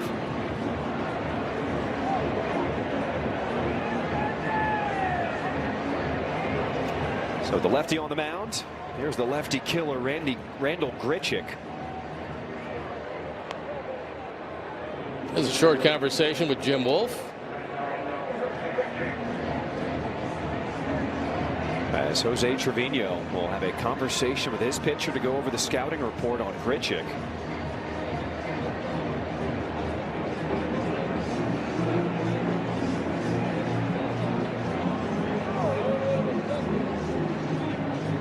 Grichuk has really been working on his timing, getting his hands and his body in sync.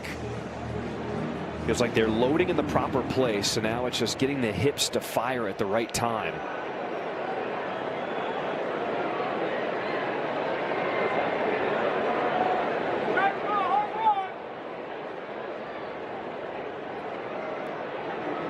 First pitch to Grichuk. No. They will check on Antonacci at first.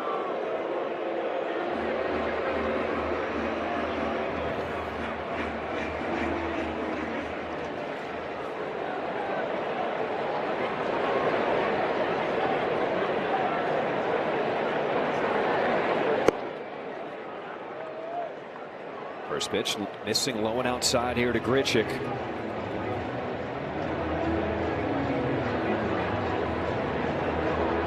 Twins with a 7-5 win over Baltimore earlier today. Guardians with a 6-4 lead over the Tigers. That one going to the bottom of the 9th inning.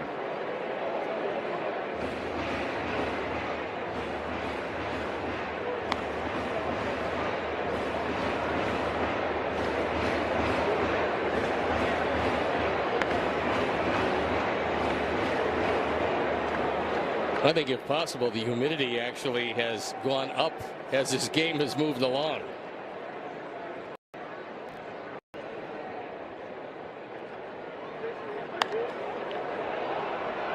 And the air to right field, Rodriguez towards the line, and he slips but still recovers to makes the play as he takes a look at the divot he made. Are you ready for your winning moment? Find it at Wind Creek Chicago Southland, where the action never stops. Play the hottest table games, enjoy the newest slots, and celebrate big jackpots. At Wind Creek, there's a win waiting for you around every corner.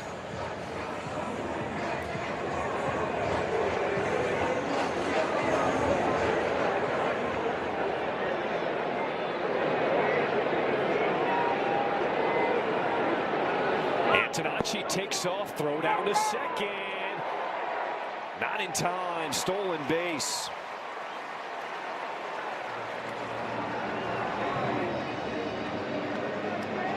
Trevino saying to Maul, you got to take a look at the base runner. Gets a very good break, and this is a straight steal. Doesn't look back at all for contact, and makes it rather easily at second, hooking the bag with his left hand.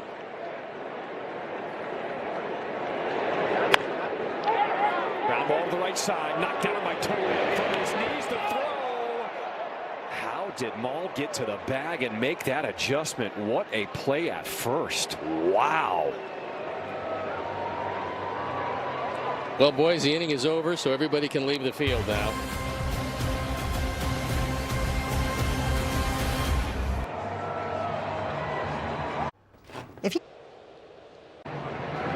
Welcome back. StatCast 3D is powered by Google Cloud. We take a look at the 22 whiffs from Luis Castillo tonight. And they're divided between some pretty good pitches. 8 changeups, 8 four-seam fastballs, 5 sliders, and 1 sinker.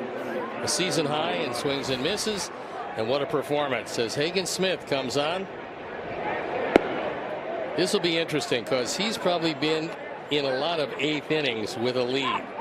However, I don't believe he's done it many times as a reliever. It is big league debut on Sunday. 5th overall pick by the White Sox in 2024. Originally a starter, moved to the bullpen so he could make his way to the bigs. And his second major league appearance here tonight. I had a chance to speak with him before the game, and I asked him about adjusting to the pen, and he said, look, I have to be ready to pitch every day. I have no problems with it. Pretty much anything they want me to do, I'm going to do. And he got his first major league appearance by the boards. Now, he fanned 3 in the first inning, walked 3 in the second, got out without giving up a run.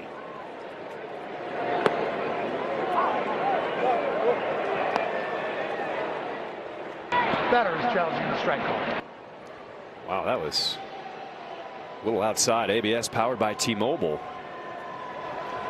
Yeah, good challenge there as ball Calls 4. overturned. Cincinnati has 1 challenge remaining. Time now for the upcoming schedule presented by Toyota. Let's go places. And Cincinnati here for the finale tomorrow. It's a day game.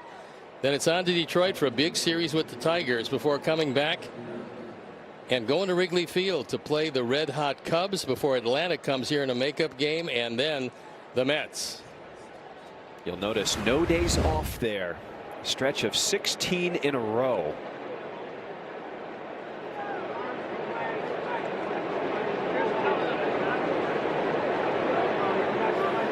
So Tyler Stevenson will be the pinch hitter.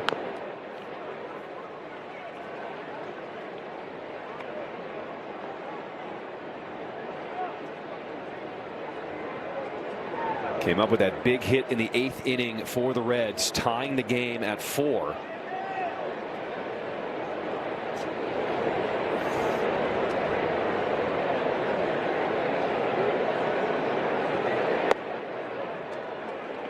Now the issue with Hagen Smith has been the command. 4 walks in his first appearance Sunday, and he walks the first batter he faces here tonight.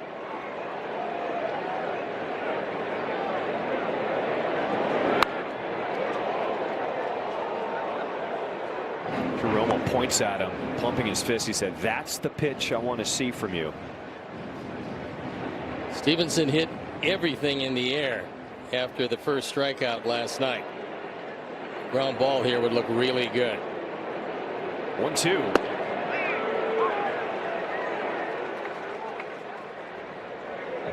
I think that's 3 of them. That would be strike 3. Yeah. You can take a seat.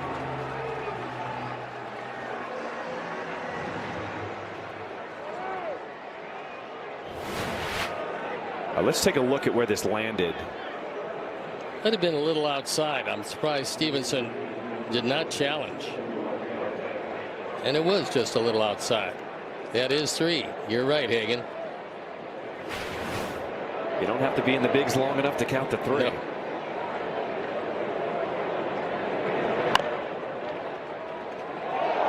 Ooh, nice catch at third base. Okay. Willie Harris with the hands.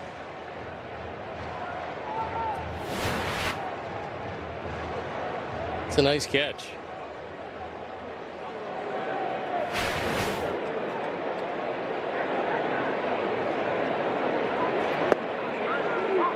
For the Reds, 3 straight pinch hitters. As Marte now comes off the bench.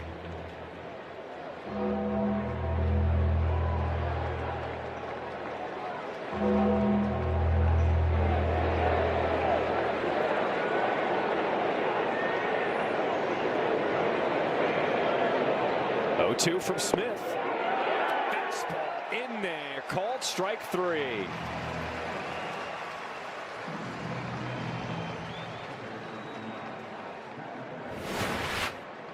No doubt about this one. This had the whole plate.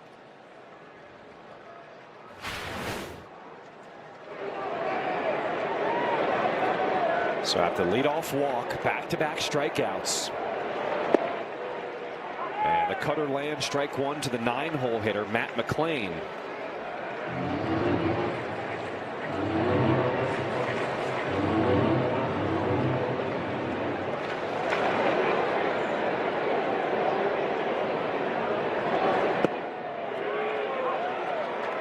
Another good spot, blowing away quickly, strike 2. You know what that bell means.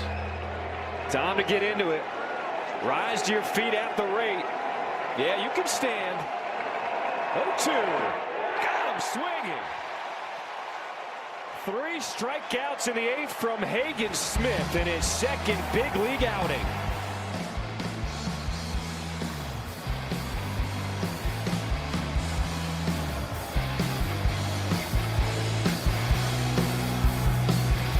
Georgian Jr.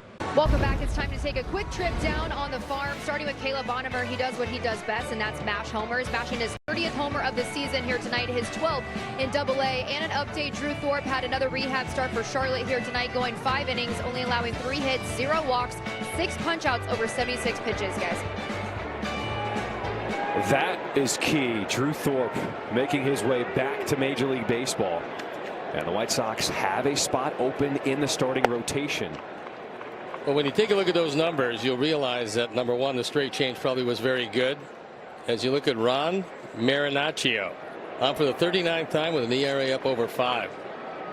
Drew Thorpe has one of the best straight changes around, and now he's healthy. So we'll have to see. He'll probably need a couple more starts, and there's still a long way to go in this season.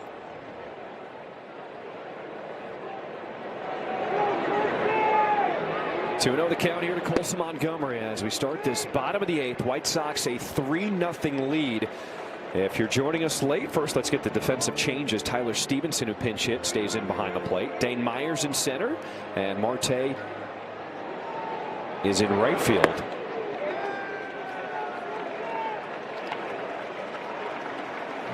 As Colson Montgomery will walk to start this frame.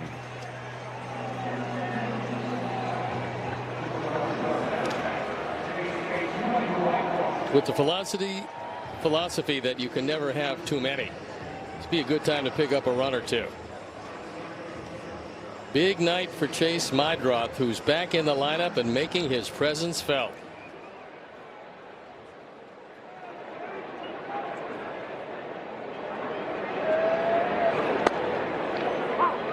We got the start at shortstop tonight. That's because Miguel Vargas got the night off, a chance to rest with this stretch of 16 games in a row.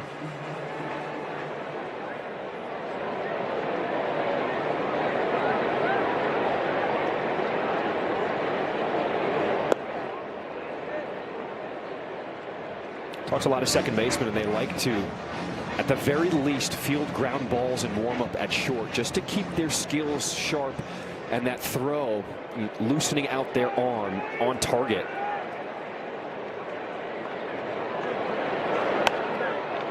Well, normally the difference is when you're at shortstop, you make over the top throws. So we'll take a look at the home run again. It's a hanging breaking ball that just gets out of here and got out by plenty.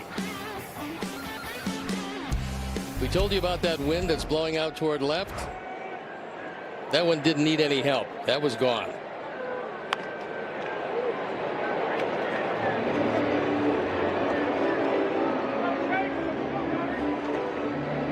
Sometimes at second base you can get a little casual, so just even if taking ground balls at short, just a reminder for your mechanics.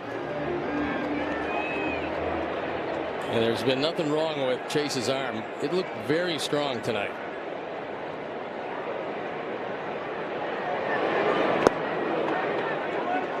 Good pick behind the plate by Stevenson.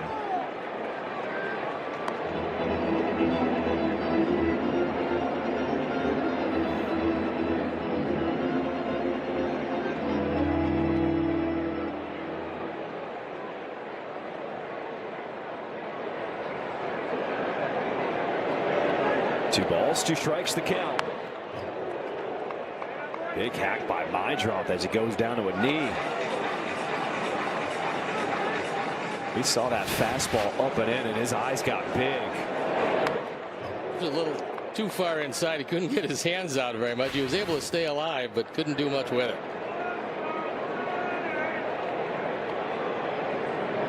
There's the 2-2 again. And catching the low inside corner, strike three. It is time for tonight's GovX Hero of the Game. The Chicago White Sox and GovX are proud to honor our hero of the game. Tonight we pay tribute to Vietnam veteran Corporal Michael Moorman of the United States Marine Corps. We salute the Marines and our GovX Hero of the Game.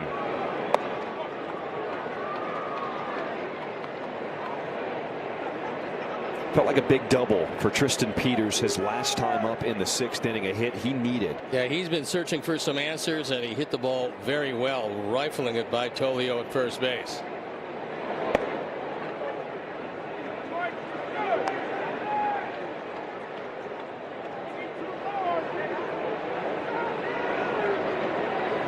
What's up? Fans loving the 3-0 lead by the White Sox. Felt like it could have been more. They have out-hit the Reds 10-1 tonight.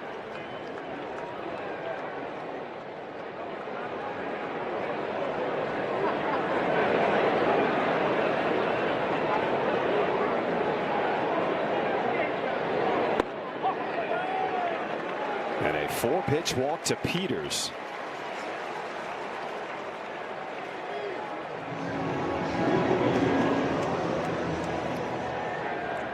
Young managers, veteran managers, they will all scratch their head because they do not love walks.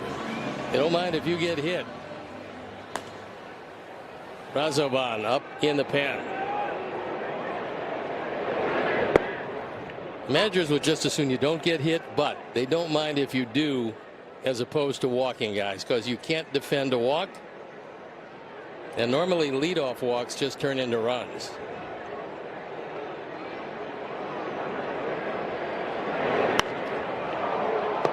Doyle off the end of the bat will pop it up into shallow right field as Marte comes in, and out number 2.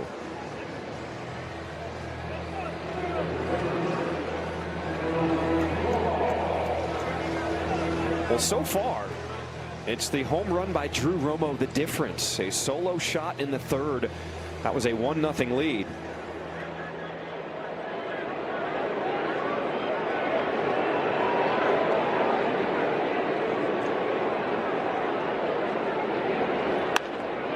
This one up the middle as Alex McKay had to hop out of the way of that one. The throw to the plate is cut off as Montgomery scores. It is now 4-0. Second run driven in by Drew Romo tonight. This is one of his highlight reel games where he's made a couple of nice appeals. He's got 2 hits. Both of them produced a run, and he gave the Sox a 4-0 lead right back up the middle. Alex McKay showing good hops there, getting out of the way of that. You like that footwork? I do.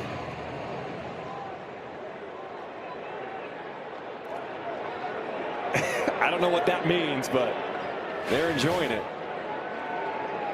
Seems like a different celebration appears every night.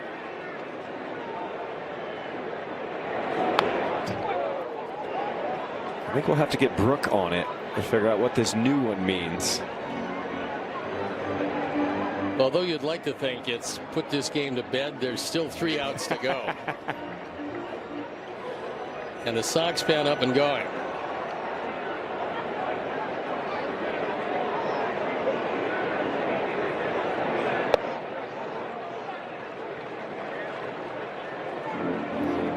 We told you leadoff walks for one reason or another seem to score more often than leadoff base hits. In this inning, no exception. Tanner McDougal now throwing. That would be his big league debut if he gets in the game tonight.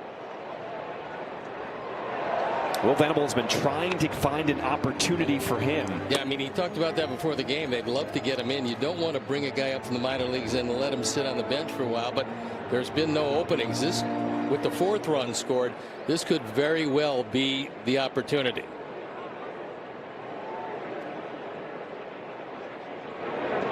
That one gets away. Here comes Tristan Peters, safe at the plate. Now it is the opportunity. Now it's a 5-run lead. The wild pitch allows Peters to score. It is 5-0 in this 8th inning. This is a changeup, and this one actually takes a hop that goes to the right of Stevenson. Normally when they hop like that, they come back to the left. It didn't happen, and it got away.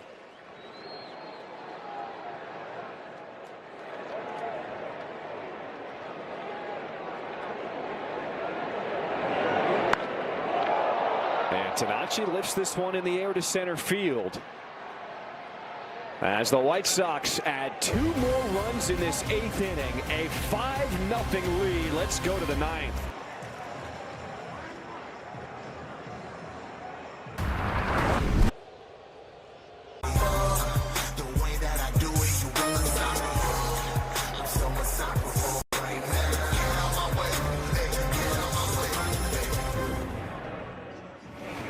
Nothing but love for Luis Castillo tonight. He just was dealing in his home debut for the White Sox. 7 strong, 1 hit, 10 strikeouts. Doesn't get much better than that. As Huascar Brazoban comes on, this is his 50th game, ERA of 2.5. 3 outs to get, and it's the top of the lineup.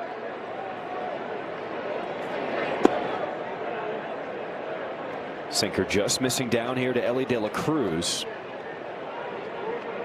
You can understand why Will Venable did not put Tanner McDougal to face this tough top of the order in his big league debut. It could very well be the answer. You got the 5-run lead. However, it is the heart of this order, even though the heart is at the top of the order. And a challenge from Drew Romo. The catcher was challenging the ball call. It's Drew's night. Let's see if he's right here. ABS powered by T-Mobile. Ooh. The call is confirmed. Chicago has exhausted its allotment of challenges for the remainder of the game. 0.3 inches outside.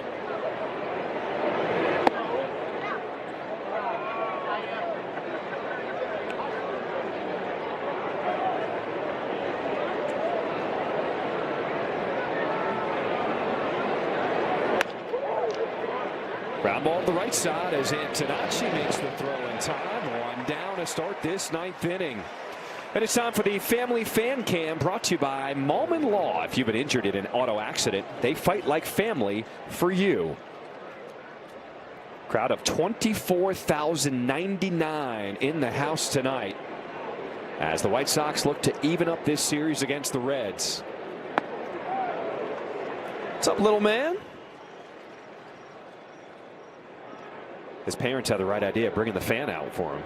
That's a really good idea, especially as this game moved along.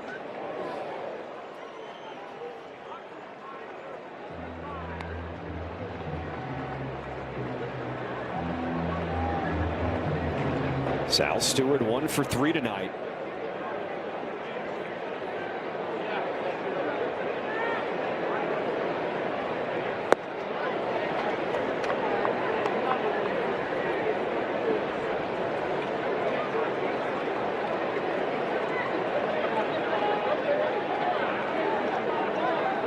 2 balls, 2 strikes, and a pitch fouled away off the mask of Romo.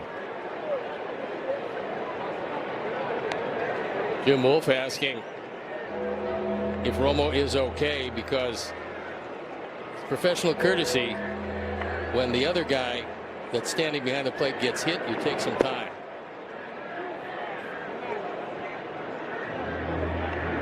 You think about what Castillo did, needing to step up big, going 7 strong. The White Sox did not have their top relievers, Newcomb, Hudson, Grant Taylor, all unavailable tonight. And that's that veteran presence you were talking about, coming over here to this rotation, understanding what he needed to do on the mound tonight. Well, I don't think he has to be told that Sox went through their pen. This is a long stretch of games, and you had to go deep into this game if you're going to be the starting pitcher. Being around as long as he has, he realized that, and it was a solid 7.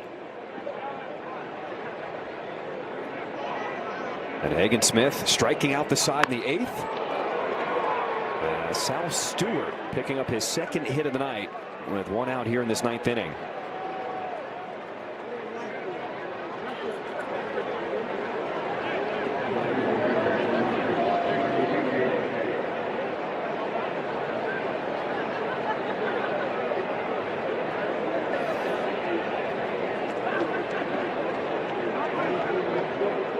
J.J. Bleday 0 for 3.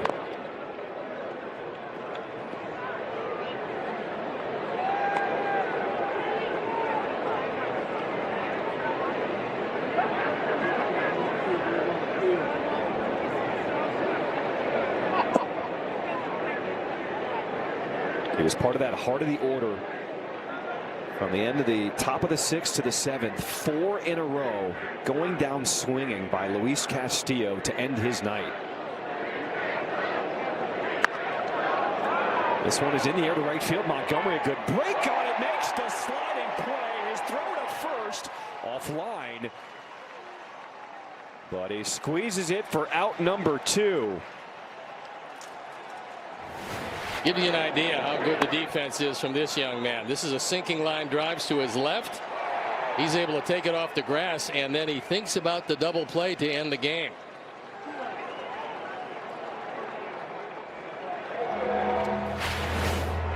You hear the bell. You know what time it is. It's time to get up here at the rate. We've seen some defensive gems. We've seen some outstanding pitching. And a couple of home runs launched. And now Brazaban needing 1 more out to close this one out in the 9th. This has been one of the better defensive games for the Sox this year. Every play they had to make, they were able to make.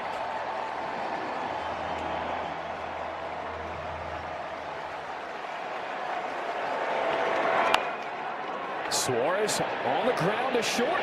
Chase Mydrock, his throw in time. Ball game. White Sox even up this series against Cincinnati with a 5-0 win. This one a lot more fun than last night. Well, every aspect of the game, the Sox were right on top of it. Whether it's scoring a few runs, playing some great defense, getting outstanding pitching, they were able to do it. A 3.5 game lead over the Twins. And how about the Twins and Tigers battling for second, and the Sox add a game to that lead. So day game tomorrow, short turnaround, get your rest. What do you say the White Sox get a series win tomorrow? That would be very nice. Well, in 8.5 quick ones. We appreciate you as always for spending your Wednesday night with us here at Rate Field. It was so much fun. Luis Castillo pitched a gem. White Sox with a couple home runs and a 5-0 win over Cincinnati. The deciding game in the series is tomorrow. For Brooke Fletcher on the field, my guy Steve Stone, I'm John Schriffen. Thanks for joining us. Coming up after the break, keep it locked in. White Sox postgame live presented by Yuengling.